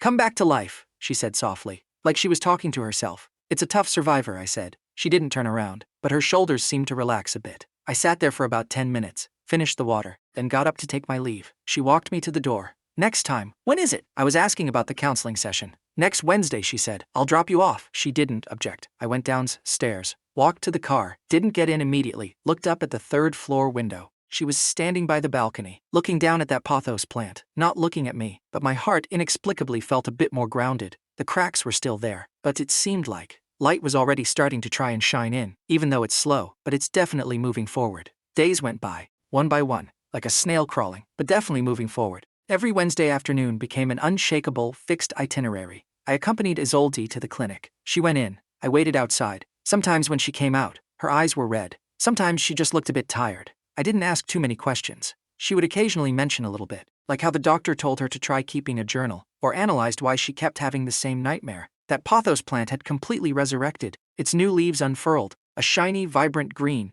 Isolde would occasionally water it, her movements very gentle. She still ate portions meant for a bird, but at least she could sit at the table and finish a meal with me. She talked a bit more, although most of the time it was still me asking and her answering. Bastien called, yelling into the phone. Calloway, my man, what have you been busy with lately? Can never find you after a certain time. Hiding a golden beauty in a secret house or what? I held the phone, watching Isolde, squatting on the balcony petting the cat, gave a vague, Holy crap, for real? Who is it? Do I know her? Bastien got all fired up. Stop snooping. I hung up the phone. Isolde looked up at me. Who was that? I put my phone away and said, Bastien, just being loud. Asking what I was doing. She gave an oh, lowered her head and went back to petting the cat. The tips of her ears looked a little red. The weather was gradually warming up. That old tree outside the window started sprouting new buds. Another Wednesday. Coming out of the clinic. Isolde didn't look as heavy-hearted. When getting into the car, she even took the initiative to say, the doctor said my sleep has gotten a little better lately. That's great news. I started the car. Being able to sleep is half the battle. Halfway there, waiting at a red light,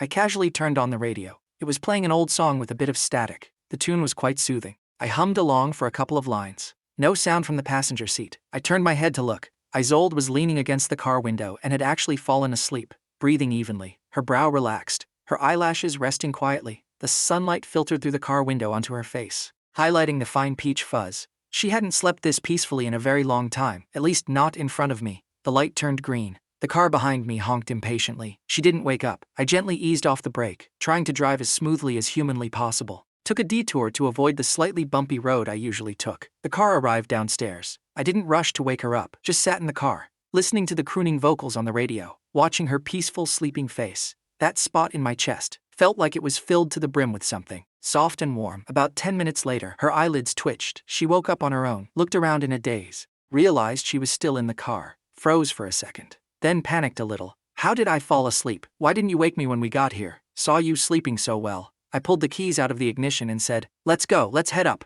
She looked a bit embarrassed, smoothed her messy hair, followed me out of the car, went upstairs, opened the door. That fat cat meowed and came to greet us as usual. She bent down to change her shoes, her movements paused. Suddenly in a very small voice she said, feels like I haven't slept that deeply in a long time. That's because your bro drives so smoothly. I shamelessly bragged on purpose. She didn't argue. Instead, she gave an incredibly soft laugh, a real laugh. The corner of her mouth curving into a clear arc. Even though she quickly suppressed it, I still saw it. I didn't leave that night. Ordered takeout. After eating, she took the initiative to wash the dishes. I sat on the sofa petting the cat. She came out after washing the dishes, drying her hands, hesitated for a second, didn't go back to her usual spot. Instead, she sat down on the other end of the sofa. Not too far, not too close, neither of us spoke. The TV was on, playing some loud, chaotic variety show. Nobody was watching it either. There was a subtle quietness in the air. Not awkward. Rather, it felt a bit warm. The cat rolled over on my lap, exposing its belly. I rubbed the cat's belly, eyes on the TV, mouth asking as if I didn't really care. So, next week's appointment. What did the doctor say? Same time as always, she answered softly, fingers unconsciously picking at a loose thread on the sofa cover. Cool, I replied, and we ran out of things to say again. The variety show cut to a commercial break, making even more noise. I cleared my throat, feeling my throat getting a bit dry. How about we go watch a movie this weekend? New one just came out. Heard it's all right. The second I said it, I kind of regretted it. Too rushed. Would it scare her off? Her fingers picking at the thread stopped. She didn't answer immediately. I waited for a few seconds, feeling a bit unsure. Just as I was about to save face and say, "Forget it if you don't want to," I heard her let out an incredibly soft, incredibly quiet, I didn't catch it clearly. Okay. Her voice got a bit louder, but still low, head bowed down. Couldn't see her expression. My heart went thump, like a boulder hitting the ground, and simultaneously like something light and airy taking flight. Then it's a date. I tried to make my tone sound as normal as possible. Saturday afternoon. The commercials ended. The variety show started being loud again, but it didn't seem as annoying anymore. She stood up and said, "I'll go pour you a glass of water." Watching her slightly hurried back profile, I leaned back on the sofa. My hand petting the cat didn't stop. The fat cat purred comfortably. Outside the window, the sky was completely pitch black, but the streetlights below were on, a warm, cozy yellow. The iceberg is melting slowly, but it seems like spring is finally freaking arriving. That Saturday, I woke up bright and early, more proactive than going to work. My hand shook while shaving, almost gave myself a battle scar. Driving over to pick her up, even waiting at red lights felt excruciatingly slow. Arrived downstairs, sent a WeChat message, "I'm here." No reply. Waited 5 minutes, sent another. "No rush. Take your time." 10 more minutes passed, she replied with an, "Coming right down." This coming right down took about another 15 minutes, before I finally saw her walk out of the building. She was wearing a light-colored dress, with a knit cardigan over it. Her hair looked carefully combed, even put on a little light makeup. Her complexion didn't look as pale anymore, clutching a small purse in her hands, fingers twisting the strap, looking a bit nervous. I got out of the car, pulled the passenger door open for her. She got in with her head down, muttering, "Sorry, came down late. It's fine, I just got here too." I lied without batting an eye. The car drove towards the mall. The ride was a bit quiet. I wasn't listening to whatever song was playing on the radio. My peripheral vision kept drifting to her side. She kept looking out the window, the lines of her side profile looking soft. "So,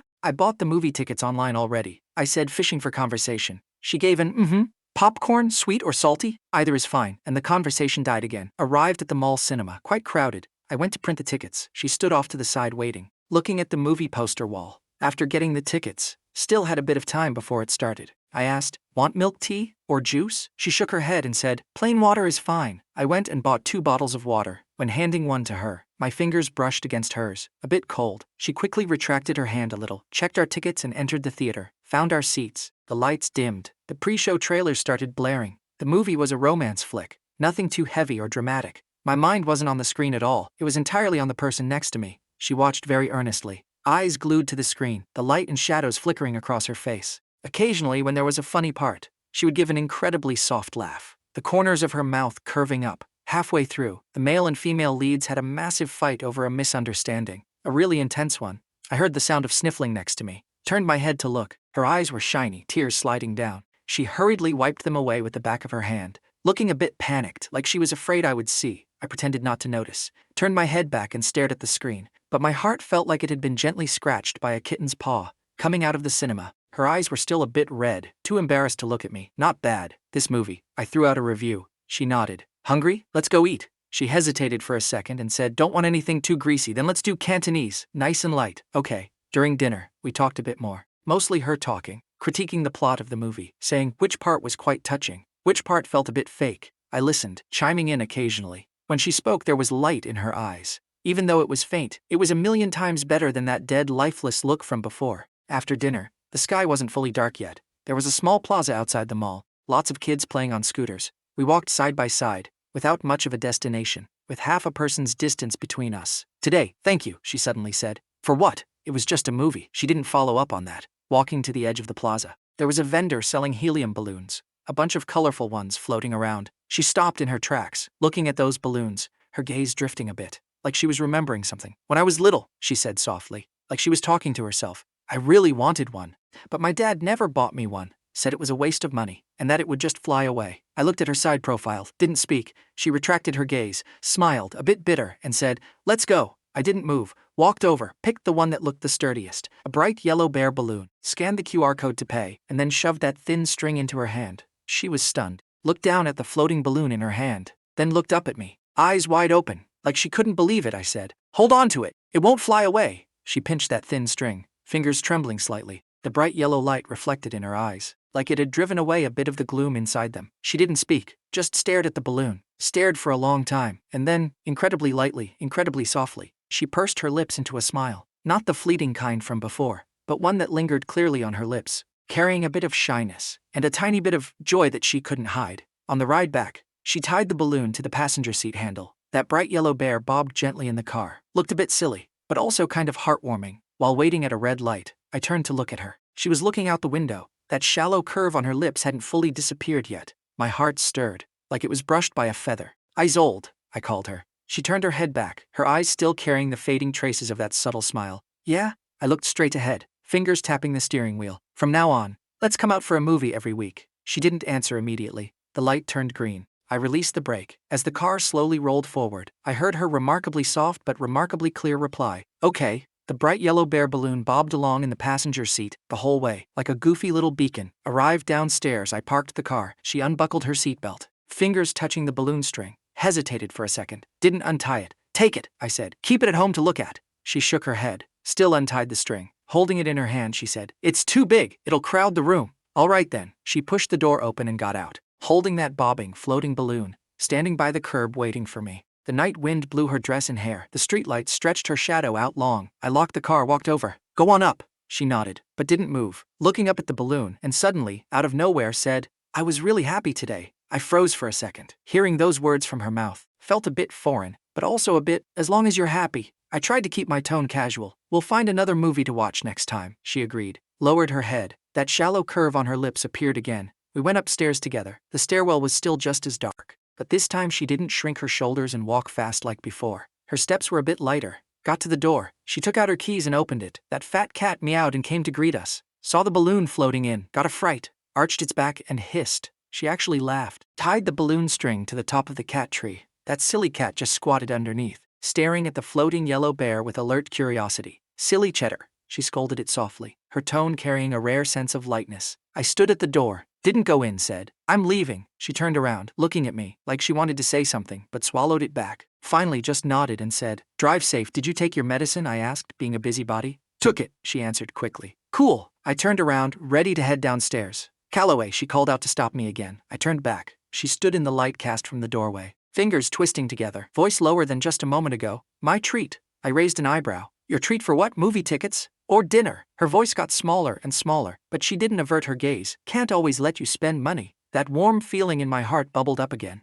Deal. Waiting for your payday. She seemed to breathe a sigh of relief, gave a soft I went downstairs. My footsteps much lighter than when I arrived. Walked to the car. Didn't get in immediately. Leaned against the car door and lit a cigarette. Looked up at the third-floor window. The light was on. That bright yellow balloon faintly bobbed past the window. I exhaled a puff of smoke. Smiled. Heck, totally worth it. For the next few days, life went on as usual. I delivered meals and meds. She would occasionally complain, fish again? But would still finish it. Going to see the counselor. When she came out, her expression was a bit more relaxed each time. Sometimes on weekends, we would go watch a movie, or just take a walk by the riverside park. Not many words, but that suffocating silence was gone. She even once bought a roasted sweet potato at the park entrance, and shared half of it with me. Everything seemed to be sliding in a good direction until that night. I finished overtime and headed over, found that something was wrong with her. Knocked on the door for a long time before she opened it. She was in her pajamas, hair a messy tangle, eyes severely red and swollen, like she had been crying for a long time. The main light wasn't on in the room,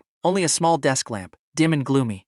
What's wrong? My heart tightened. She shook her head, her voice incredibly hoarse. Nothing, just a bit tired. She turned and walked back inside, footsteps unsteady. I followed her in, smelled a lingering scent of cigarette smoke in the air. She used to sneak smokes when she was stressed in the past, but had quit a long time ago. On the table was the open journal the counselor told her to write in, a pen thrown carelessly next to it. I glanced at it, saw a few lines of words, smudged heavily by tears. Still can't do it, they all left. Why is it always me? My heart skipped a beat. She slumped onto the sofa, hugging her knees, burying her face in them, her shoulders starting to tremble slightly again. That cat was rubbing against her feet uneasily. Isolde, I squatted down in front of her, tried to touch her shoulder. She violently flinched, didn't look up. Her voice came out muffled, carrying a desperate, crying tone. It's useless, Calloway. Those treatments are useless. I'm still like this. Good for a while, bad for a while. I can't take it anymore. She was spiraling into a dark hole again. Every time she started getting a little better, what followed might be an even deeper low and self-doubt, like a nasty rebound. What happened today? I asked as calmly as I could. She shook her head, refused to say. I picked up that journal, closed it, put it to the side and said, Stop looking at this. Go wash your face first, okay? She didn't move, didn't make a sound either. I sighed, went to the bathroom and wrung out a hot towel, handed it to her and said, Wipe your face. She didn't take it. I had no choice but to do it myself, a bit clumsily wiping the tear stains off her face. She stiffened for a second, Didn't dodge away. Let me do what I was doing. Eyes closed, her long eyelashes drooping, wet and heavy, like a broken doll. After wiping, I put the towel aside. She remained in that position, motionless. I sat down next to her, didn't speak, just kept her company like this. Time ticked away, minute by minute. The sound of traffic outside gradually thinned out. After a long time, she spoke incredibly softly, her voice shattered beyond repair. Today, I saw my mom. A chill went through my heart. Isn't her mom in a psychiatric hospital? The hospital called. Said she wanted to see me. She inhaled sharply, trying hard to stop her tears from falling again. I went. She didn't recognize me at all, hugging a pillow like a doll, calling me little sister. That's not my nickname. Her voice was trembling violently. She grabbed my hand, said, "Little sister, don't be afraid. Daddy doesn't want us. Mommy will protect you." And then she suddenly pushed me away, cursed at me, said it was all my fault. She couldn't speak anymore, buried her face deeply into her knees, sobbing heavily in suppression. My heart felt like it was stuffed with waterlogged cotton, heavy and suffocating. So that's what happened. Going to see the woman who cast a shadow over half her life, having old scabs ripped open, and even being inexplicably resented. Who the heck could handle that? I reached out my hand, hesitated for a second, then gently placed it on her trembling back. "It wasn't your fault," I said, voice a bit raspy. "Your mom is sick. The things she said aren't true," she sobbed. "I know, but it hurts. Calloway, it hurts right here." She used her finger to viciously poke at her chest. I grabbed her hand, stopping her from hurting herself. "If it hurts, cry it out. Don't hold it in." She finally stopped suppressing it, leaning against my shoulder, and began to cry out loud. Her tears quickly soaked through my shirt. Scalding hot, I held her, patting her back, stroke by stroke, letting her cry, just like that time at the hospital entrance. Except this time, she didn't push me away, cried for an unknown amount of time. Her crying gradually quieted down, turning into intermittent sobs. Letting the emotions out seemed to make her feel a bit better, but she looked like she had been completely drained, leaning softly against me, staring blankly at a spot in thin air. "Will I never get better?" she muttered the question, her voice as light as a feather. "Just like my mom." "No," I said with absolute certainty, holding her a bit tighter. "You're not like her. You are trying, you are getting treatment, you are getting better. It just takes time." She didn't speak, closed her eyes exhaustedly. "Sleep for a bit if you're tired," I said. "I'm right here." She didn't object. Didn't have the energy to object either. I helped her lie down on the bed, tucked her in. She lay on her side, curled up into a ball, like an insecure child. I pulled over that chair, sat by the bed watching over her. The moonlight poured in through the window, shining on her face. The tear stains hadn't dried yet. I knew this battle was still going to be very long. Good for a while, bad for a while, relapsing over and over, just like she said. But at least this time, when she broke down the hardest, I was here with her. She didn't have to tough it out alone anymore, and that was enough. I leaned back in the chair, looking at the heavy night outside the window. Just wait it out then. I've got nothing but time. Later that night, Isolde was probably exhausted from crying, combined with the massive emotional roller coaster. She actually managed to just fall asleep like that. Her breathing wasn't very steady, her brow slightly furrowed, occasionally still letting out a small hiccup. I didn't dare leave, just curled up on that broken chair all night. My back and waist ached, but my heart was exceptionally calm. When the sky was about to brighten, I really couldn't sit still anymore. Got up quietly, wanted to go to the kitchen to boil some porridge for her, not sleeping all night. Plus the intense emotions earlier. She needed to eat something warm. Just as I washed the rice and put it in the pot, I heard movement in the bedroom. I poked my head out, saw Isolde sitting up, rubbing her eyes, looking blankly at the faint light filtering through the window. I lowered my voice and asked, "You're up. It's still early. Sleep a little longer." She turned her head, saw me, froze for a second, her eyes a bit empty, like she hadn't fully recovered from last night's breakdown. "You didn't leave." I gave an mm-hmm and walked back to the bedside, felt her forehead, then asked, "Feeling awful? Headache?" She shook her head. Her gaze fell on my crumpled shirt. The spots soaked by her tears last night hadn't fully dried yet. Her eyes flickered, looking away slightly unnaturally, and said, "I'm sorry." "For what?" I asked on purpose. "Got your shirt dirty." Her voice was very low. "And last night?" "It's nothing." I cut her off. "Porridge is almost ready. Go wash your face. Wake yourself up." She didn't move. Fingers picking at the edge of the blanket, hesitated for a long time, said incredibly softly, "Thanks. For what?" I turned and walked towards the kitchen. Just something convenient to do. The porridge in the pot was bubbling, the aroma slowly drifting out. I stood in front of the stove, watching that puff of white steam, feeling a bit bittersweet inside. Thanking me. She should be thanking herself. Fighting for so long and still not giving up. She dawdled for a bit, but still got up to wash up. The water ran loudly for a while. When she came out, her complexion looked a bit better, but her eyes were still swollen. She walked silently to the small table and sat down. I brought over the boiled porridge and served a little pickled vegetables with it, saying, "Eat while it's hot." She picked up the spoon, eating in tiny little bites, didn't speak again. The air was quiet but not as rigidly tense as before. Halfway through eating, she suddenly put down the spoon. Looking at the steam rising from the bowl, said softly, "Yesterday, was I really embarrassing?" "Embarrassing how?" I frowned. Who doesn't have a hard time every now and then? She pursed her lips, didn't reply. After a while, she said again, that counselor told me before. Allowing yourself to be vulnerable is also part of the treatment. I nodded. She's right. Always keeping it bottled up is how things go wrong. She seemed to breathe a sigh of relief, picked up the spoon again, and slowly finished the rest of the porridge. After breakfast, she took the initiative to wash the dishes, then stood by the balcony, staring blankly at that potted pothos. I walked over, leaned against the doorframe. What are you looking at? It seems to have grown new leaves again. She pointed at one of the tender shoots. Its life force is pretty stubborn. She fell silent for a moment, suddenly said, stronger than me. Bullcrap, I retorted immediately. You managed to save it. You managed to survive this many times. You are way stronger than it is. She turned back to look at me. Her eyes were shiny with tears. But this time they didn't fall. She smiled, a bit bitter and a bit relieved. You only know how to coax me. I looked her in the eyes and said, I mean it. She didn't dodge my gaze, just looked at me. The sunlight shone on her face. I could see the fine peach fuzz, and that tiny flicker of a newly reignited faint flame deep in her eyes. After a while, she took an incredibly soft breath, like she had made some sort of decision. Calloway. She called my name, voice very steady. Next month. I don't want to rent this place anymore. I froze for a second and asked, what's wrong? Landlord causing trouble again? No. Her gaze swept over the cramped little room. Just feel like it's time to change to a new place. This place isn't good. She didn't specify what was bad about it, but I knew. This place was filled with memories of her toughing it out all alone. It was her sanctuary during her most desperate times, and also the shell that trapped her. Sure things, I said immediately. What kind of place do you want to find? I'll help you look. She shook her head instead. I'll look myself. Just accompany me to go see them. I looked at her. Her eyes were very determined, no longer that bewildered and dependent look from before. Okay, I nodded. Whichever one you like. I'll go with you to see it. She seemed to breathe a sigh of relief. The corner of her mouth curved into a very shallow but genuine smile. When I left that day, she didn't say thank you again, nor did she say sorry, just stood at the door and said, drive slow on the way back. I went downstairs, got into the car, didn't leave immediately, looked up at the third-floor window. She was standing at the balcony, holding a small spray bottle, carefully misting that pothos plant. Her movements very gentle. The sunlight was beautiful, bathing her entire figure in light. The iceberg had been melting for a long time, freezing my hands in the process.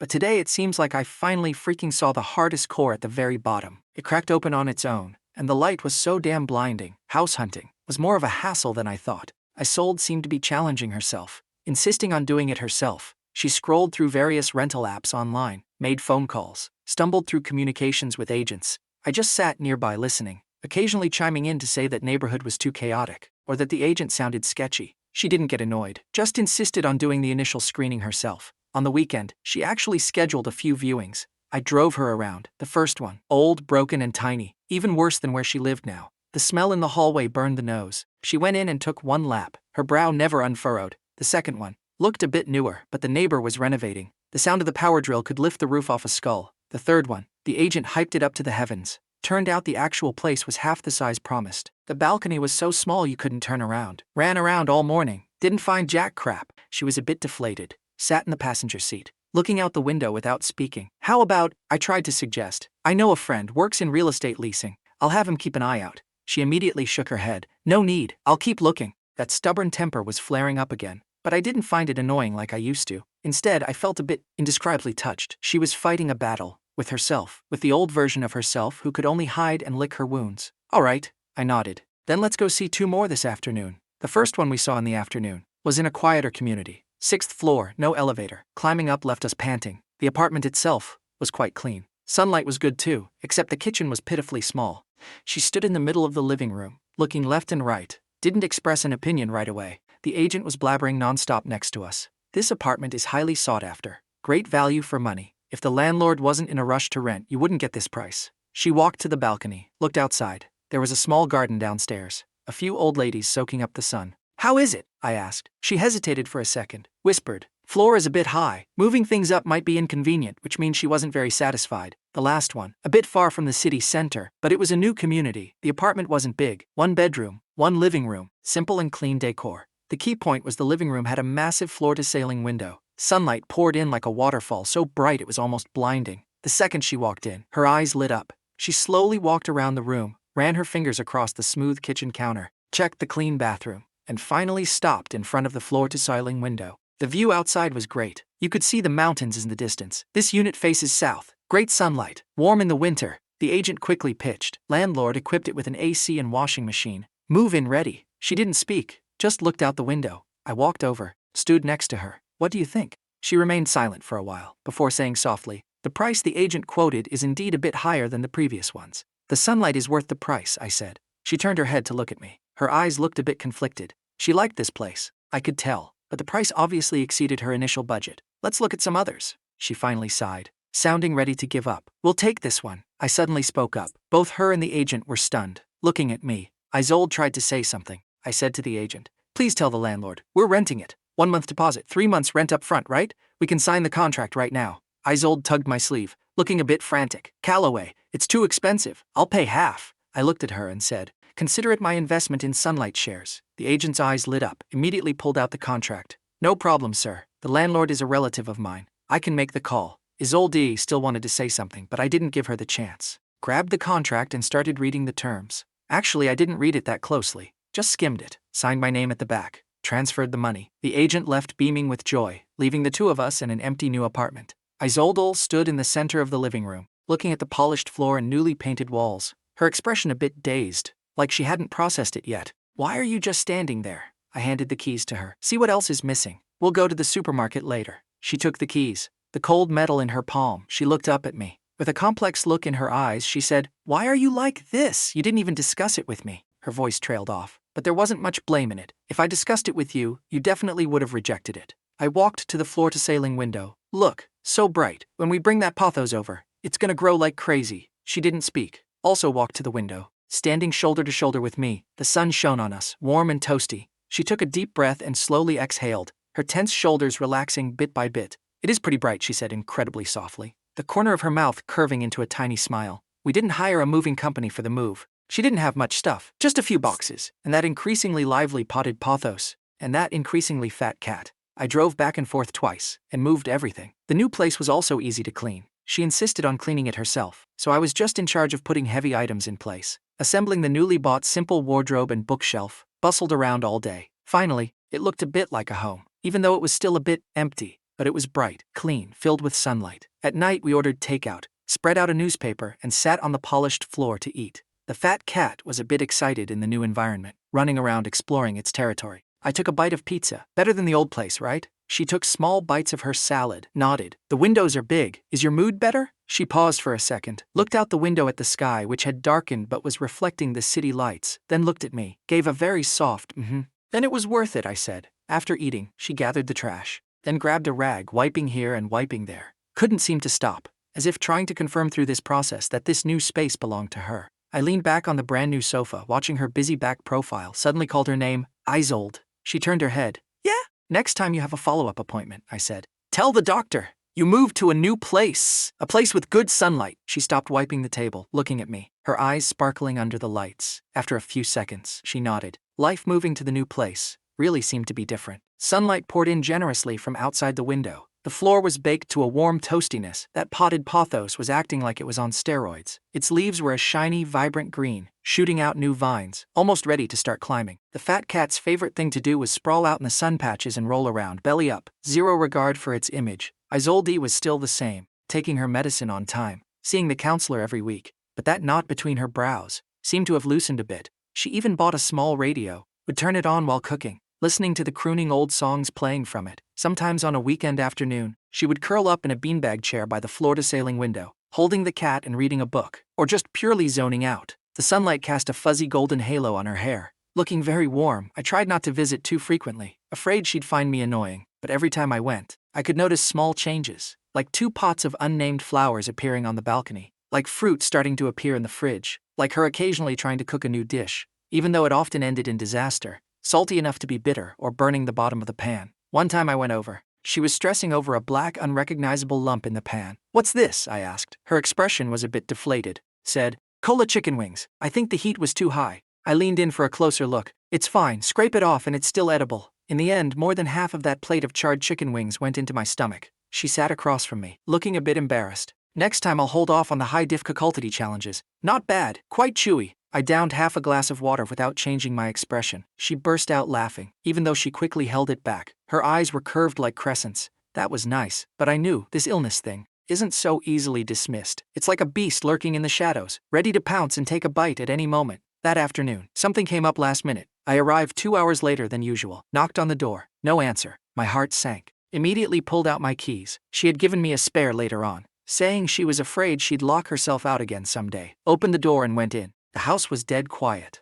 Lights weren't on. The setting sun cast the living room half in light, half in shadow. She wasn't in the living room, nor in the bedroom. My heart started beating a bit fast. Pushed open the bathroom door. She was sitting on the freezing floor tiles, back leaning against the bathtub, curled up, head buried in her knees, motionless. Beside her was that pill box thrown carelessly. The lid was open, a few pills scattered on the floor. Isolde, I squatted down, my voice unconsciously softening, afraid of startling her. She had no reaction. I touched her shoulder. She jerked violently, lifted her head, her face covered in dried tear stains, eyes red and swollen, staring at me blankly, unfocused. Her lips were dry and peeling. What's wrong? My heart tightened, grabbed her freezing hand. Where does it hurt? Did you take your meds? She looked at me. Her gaze slowly came into focus, as if finally recognizing it was me. Her lips trembled a few times. Didn't make a sound, but tears surged out again without any warning, smashing down in large drops. I don't want to take them anymore. Her voice was terribly hoarse, carrying a heavy nasal tone and despair. It's useless. It's completely useless. I still feel awful. She pulled her hand back,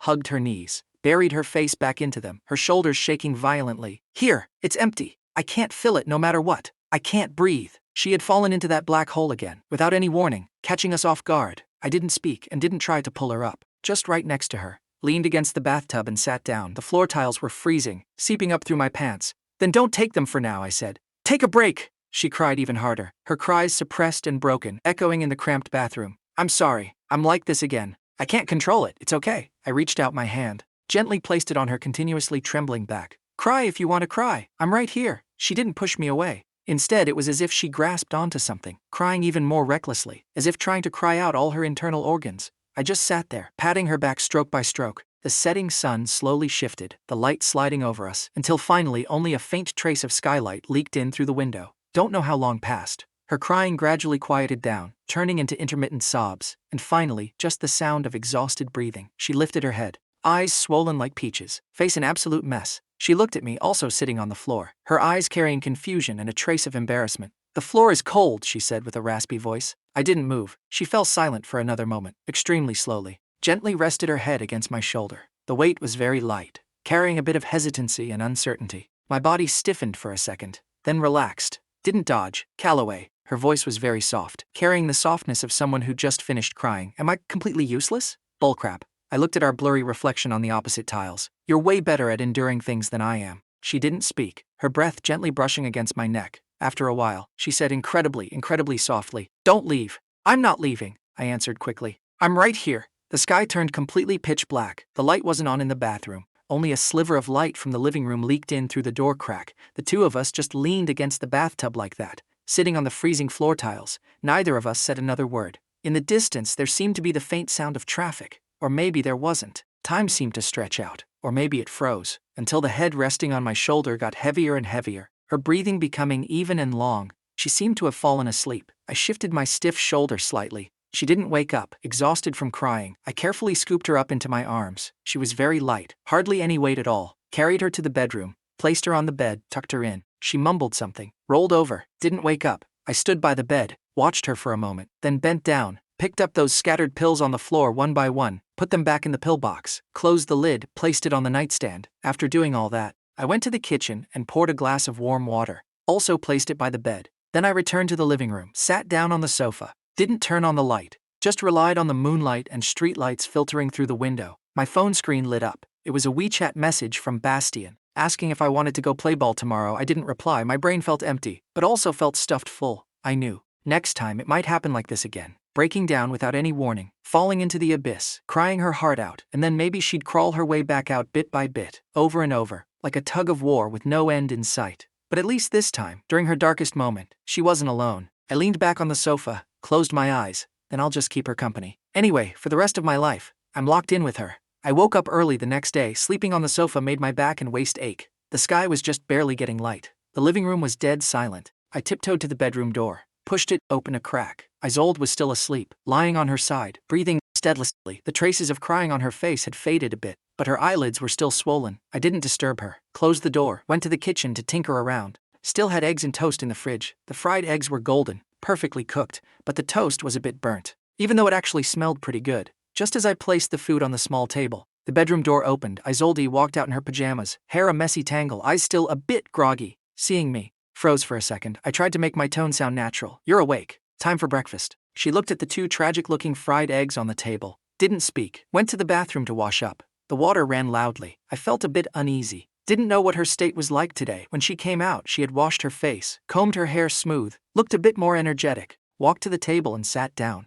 picked up that slightly charred piece of toast, tore off a small piece and put it in her mouth. It was a bit burnt. She picked up a fried egg, took a bite, chewed slowly, didn't comment on whether it was good or bad. The air was a bit quiet, only the sound of chewing. Halfway through eating, she suddenly put down her chopsticks, looking out the window. The sunlight hadn't fully spread out yet. The sky was a clean grayish blue. She spoke up, voice still a bit hoarse. Yesterday, thank you, I frowned and said. Saying this again, I'm not thanking you for keeping me company. She turned her head back, looking at me, her expression very serious. I'm thanking you for not finding me annoying. I paused, lowered my head and took a bite of toast. Didn't reply, the counselor said. She continued in a low voice, fingers tracing the rim of her cup. Allowing emotions to rebound is also part of recovery. It's just, next time I can try to tell you in advance. I looked up at her. Her expression was very calm, not blaming herself, more like stating a fact. I nodded. Okay, next time you feel awful, you can just curse at me. Don't hold it in. She gave an incredibly soft laugh, very brief. Why would I curse at you? I shrugged. To vent.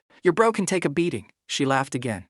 This time the curve of her mouth lingered a bit longer. Idiot. After breakfast, she took the initiative to wash the dishes. I leaned against the kitchen doorframe watching her. The water rinsed over the plates. She washed them very meticulously. Today, she turned off the tap, drying her hands. Turned around, hesitated for a second. Still going for the follow-up. I know. I checked the calendar. I'll take you. She nodded. Didn't refuse again. On the way to the clinic, she was quieter than usual. Right as we were arriving, she suddenly said, Today I want to talk to the doctor about yesterday. I looked at the road ahead and said, Talk then. Say whatever's on your mind. She didn't speak again. Waited until she went inside. I sat outside waiting, just like always. This time I didn't read a magazine, didn't play on my phone either. Just sat there doing nothing. Time passed exceptionally slowly. Finally the door opened. She walked out. Her eyes weren't red. Her expression even looked a bit more relaxed than before she went in. The counselor followed behind her, smiled and nodded at me. Didn't say much. Settled the bill, went downstairs, got into the car. She didn't buckle up immediately, but stared straight ahead, like she was organizing her words. What did the doctor say? I couldn't help but ask. She said, Occasional breakdowns are completely normal. What matters is what happens after. She paused, like she was recalling the doctor's words. How to piece yourself back together afterwards. She turned back to look at me. Her eyes held a different kind of sparkle. Very faint, but very steady. She said that this time I pieced myself together faster than before. My heart felt like it was gently bumped by something, sour and soft. That's because your skills are improving. I started the car. She didn't object. The corners of her mouth lifted slightly. The car merged into traffic. Sunlight poured in through the window. Landing on her hands, she looked at her hands, suddenly said very softly, I want to reduce the medication dosage a bit. My heart tightened. Looked at her. The doctor agreed to it. She immediately added, as if afraid I'd object, said we can try it slowly. If I don't feel good, we can increase it back. My hands gripped the steering wheel tight, then slowly relaxed. If you think you can do it, then you can. She nodded, gaze turning out the window. Her voice was very light, but floated clearly into my ears. I want to give it a try to rely on myself, to stand for a little longer. I didn't speak, just reached my hand over and covered her hand resting on her knee. Her hand trembled, didn't pull away. Fingertips were a bit cold, but slowly warmed up. She didn't turn her head, still looking out the window, but flipped her hand and gently gripped my fingers. A very light movement, but it felt like something had gently locked us together. The sunlight was a bit blinding. I gripped her hand tight. Okay, I said, let's try. Reducing the medication was a slow process, like ants moving a mountain. Isolde still went to see the counselor every week. When she came back, sometimes she was relaxed, sometimes silent.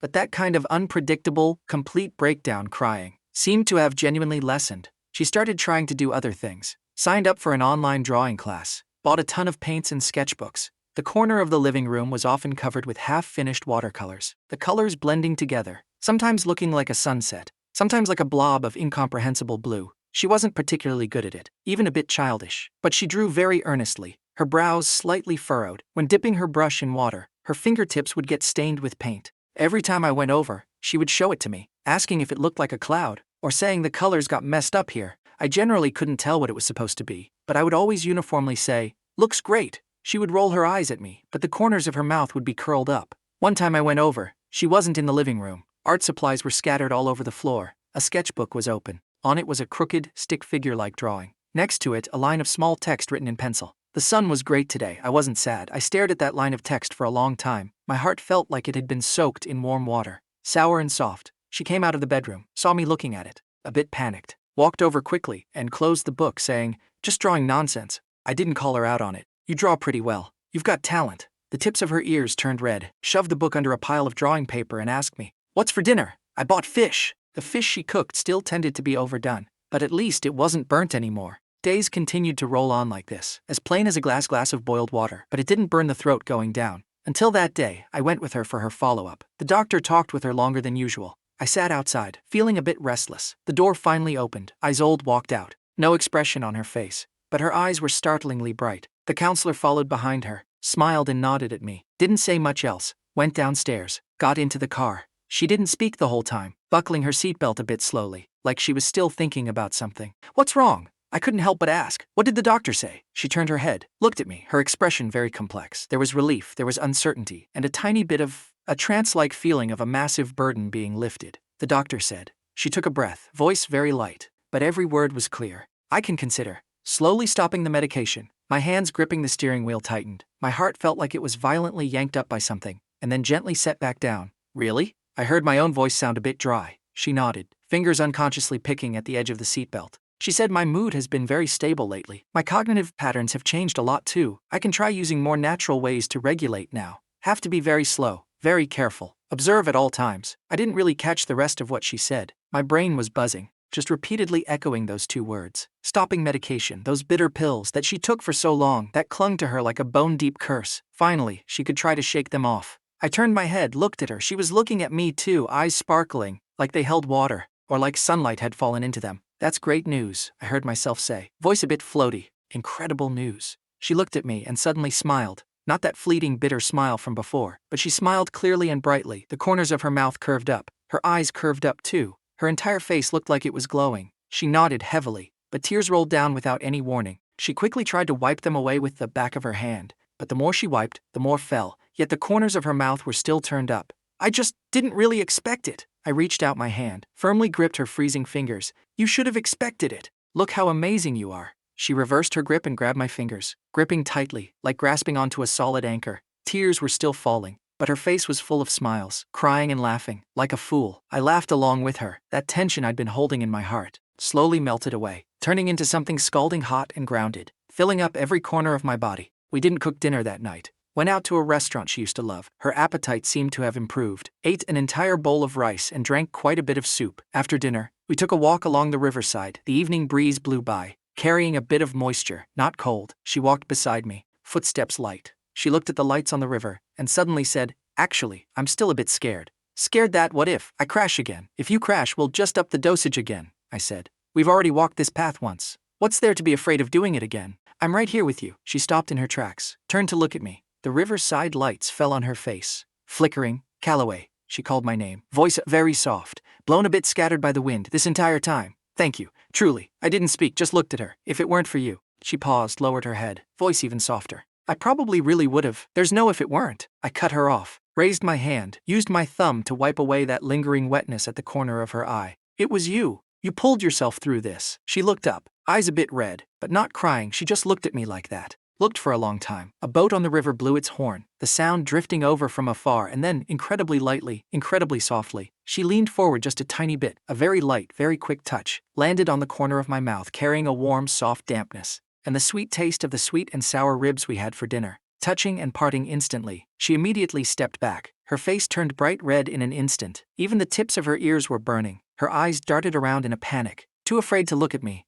"Let's head back. Getting a bit cold." I stood frozen in place. That patch of skin on the corner of my mouth felt like it was brushed by a feather, itchy and numb. It felt like a small cluster of fireworks had exploded in my heart, crackling and popping. "Okay." I heard my own voice sound a bit raspy. On the drive back, neither of us spoke. It was like the car was on mute. She kept her head turned, looking out the window, but I could see her side profile and the skin on her neck, remaining flushed red the entire time, almost back to her place. Waiting at the last red light, I turned my head, looking at her bright red earlobe. "Isolde!" I called her. Her body stiffened, slowly turned her head back, eyes darting, like a kid caught doing something wrong. I looked into her eyes. "Just now, what did that mean?" Her face got even redder, fingers twisting together, lips moved, but didn't manage to say a word. The light turned green. I didn't press her, released the brake. The car slowly glided through the intersection. Drove all the way downstairs, parked. I pulled the keys, but didn't unlock the doors. The car fell completely silent. You could hear the sound of each other's breathing. She took a deep breath, like she was mustering up all her courage. Turned her head, looked at me, face blazing red, but she didn't avert her gaze. Her voice trembled, but was very clear. It means exactly what you think it means.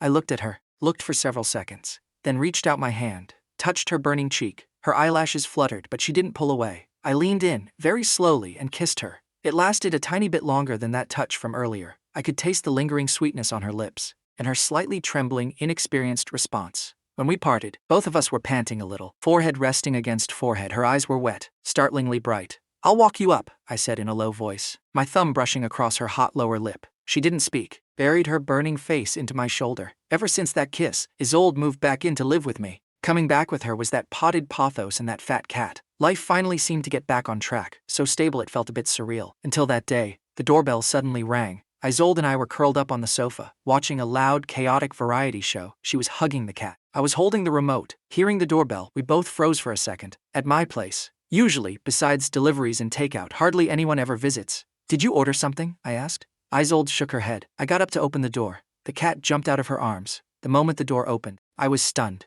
Standing outside was my Empress Dowager mother, holding a massive reusable shopping bag, looking like a hurricane. "Mom," my heart skipped a beat. Muscle memory made me want to block the doorway. "Why are you here? Didn't even call." "Call for what?" "Surprise inspection." My mom rolled her eyes at me, instinctively trying to squeeze her way inside. "Brought you some of your dad's braised beef, and figured I'd check to see what kind of pigsty your place has turned into." Her words got stuck in her throat. Her movements also froze halfway. Her eyes looked past my shoulder, staring blankly at the person in the living room who had just stood up from the sofa. Isolde was clearly stunned too, standing there, at a complete loss for what to do. The sound of the variety show was still blaring noisily, feeling exceptionally jarring. The air was dead silent for a few seconds. The expression on my mom's face cycled through like a kaleidoscope, from confusion to shock, then to an extremely complex realization and disbelief, finally settling into a profound depth I couldn't decipher. Her grip on the shopping bag tightened. Her gaze swept across my face and landed back on Isolde. "Mom!" Isolde spoke first, her voice trembling a bit, fingers unconsciously twisting the hem of her shirt.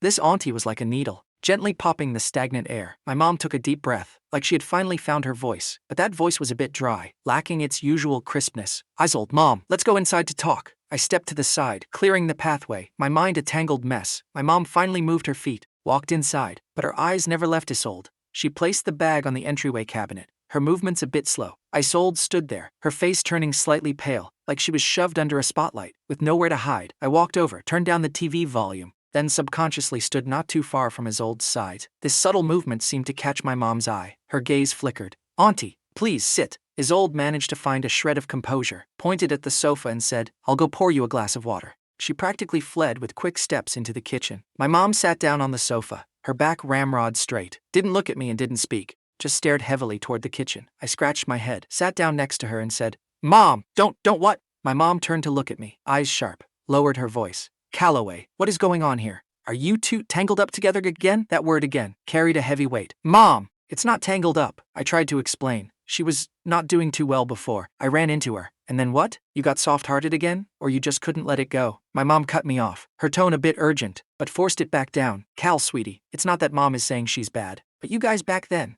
made such a massive scene and ended up divorcing so ugly. Did you forget what you looked like back then?" "I haven't forgotten. During that time I was living like a walking corpse." My mom saw it all. "Mom, the situation is different now." I tried to make her understand. "She was sick back then. She didn't even know it herself." "Sick?" My mom froze, her brow furrowed. "What sickness?" Right at that moment, Isolde came out holding a glass of water. She probably heard the last few words. Her footsteps paused, her face turning even paler. She gently placed the water glass on the coffee table in front of my mom. "Auntie, please have some water." My mom looked at the water glass, then looked up at Isolde, the sharpness in her eyes fading a bit, replaced by scrutiny and a barely noticeable trace of worry. "Thank you. Have a seat. Don't fuss around." Isolde carefully sat down on the single armchair next to me, her eyes downcast. "You just said, sick. What's going on?" My mom turned to me. Her tone softened a bit, but was still serious. I looked at Isolde. She gently bit her lower lip, didn't object. So I briefly explained the situation. Didn't go into details, just said it was an emotional issue. Wasn't discovered earlier, affected her life, and now she was recovering. My mom listened,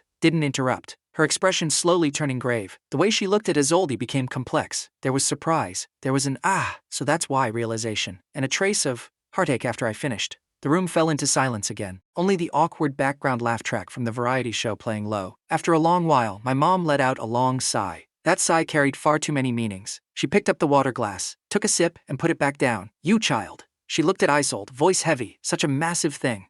"Why didn't you say a single word? If we had known back then." Isolde looked up, her eyes a bit red, shook her head. "Auntie, I'm sorry, back then, I didn't figure it out myself either. Just felt incredibly awful, like I didn't deserve him, like I would only drag him down. So she would rather walk away with nothing, rather hide away all alone and tough it out." My mom looked at her, looked for a long time, her gaze softening bit by bit. She sighed again, this time carrying more helplessness and pity. "Silly child, what hurdle is there that can't be overcome? Why must you carry it all by yourself?" Isolde's tears fell. She quickly turned her head to wipe them away. My mom pulled out a tissue and handed it over. "All right, stop crying. As long as you get better, that's what matters." These words were like an amnesty. Isolde took the tissue. Choking back a sob, she said, "Thank you, Auntie." My mom then turned her gaze to me, carrying a bit of a warning, but mostly helplessness. "You too, such a huge matter, and you're only telling me now. Do you even still have this mother in your eyes? Wasn't I just afraid you'd worry?" "Well, I'm not worried now, am I?" My mom glared at me, but her tone had softened. "What are your plans for the future? Are you serious this time?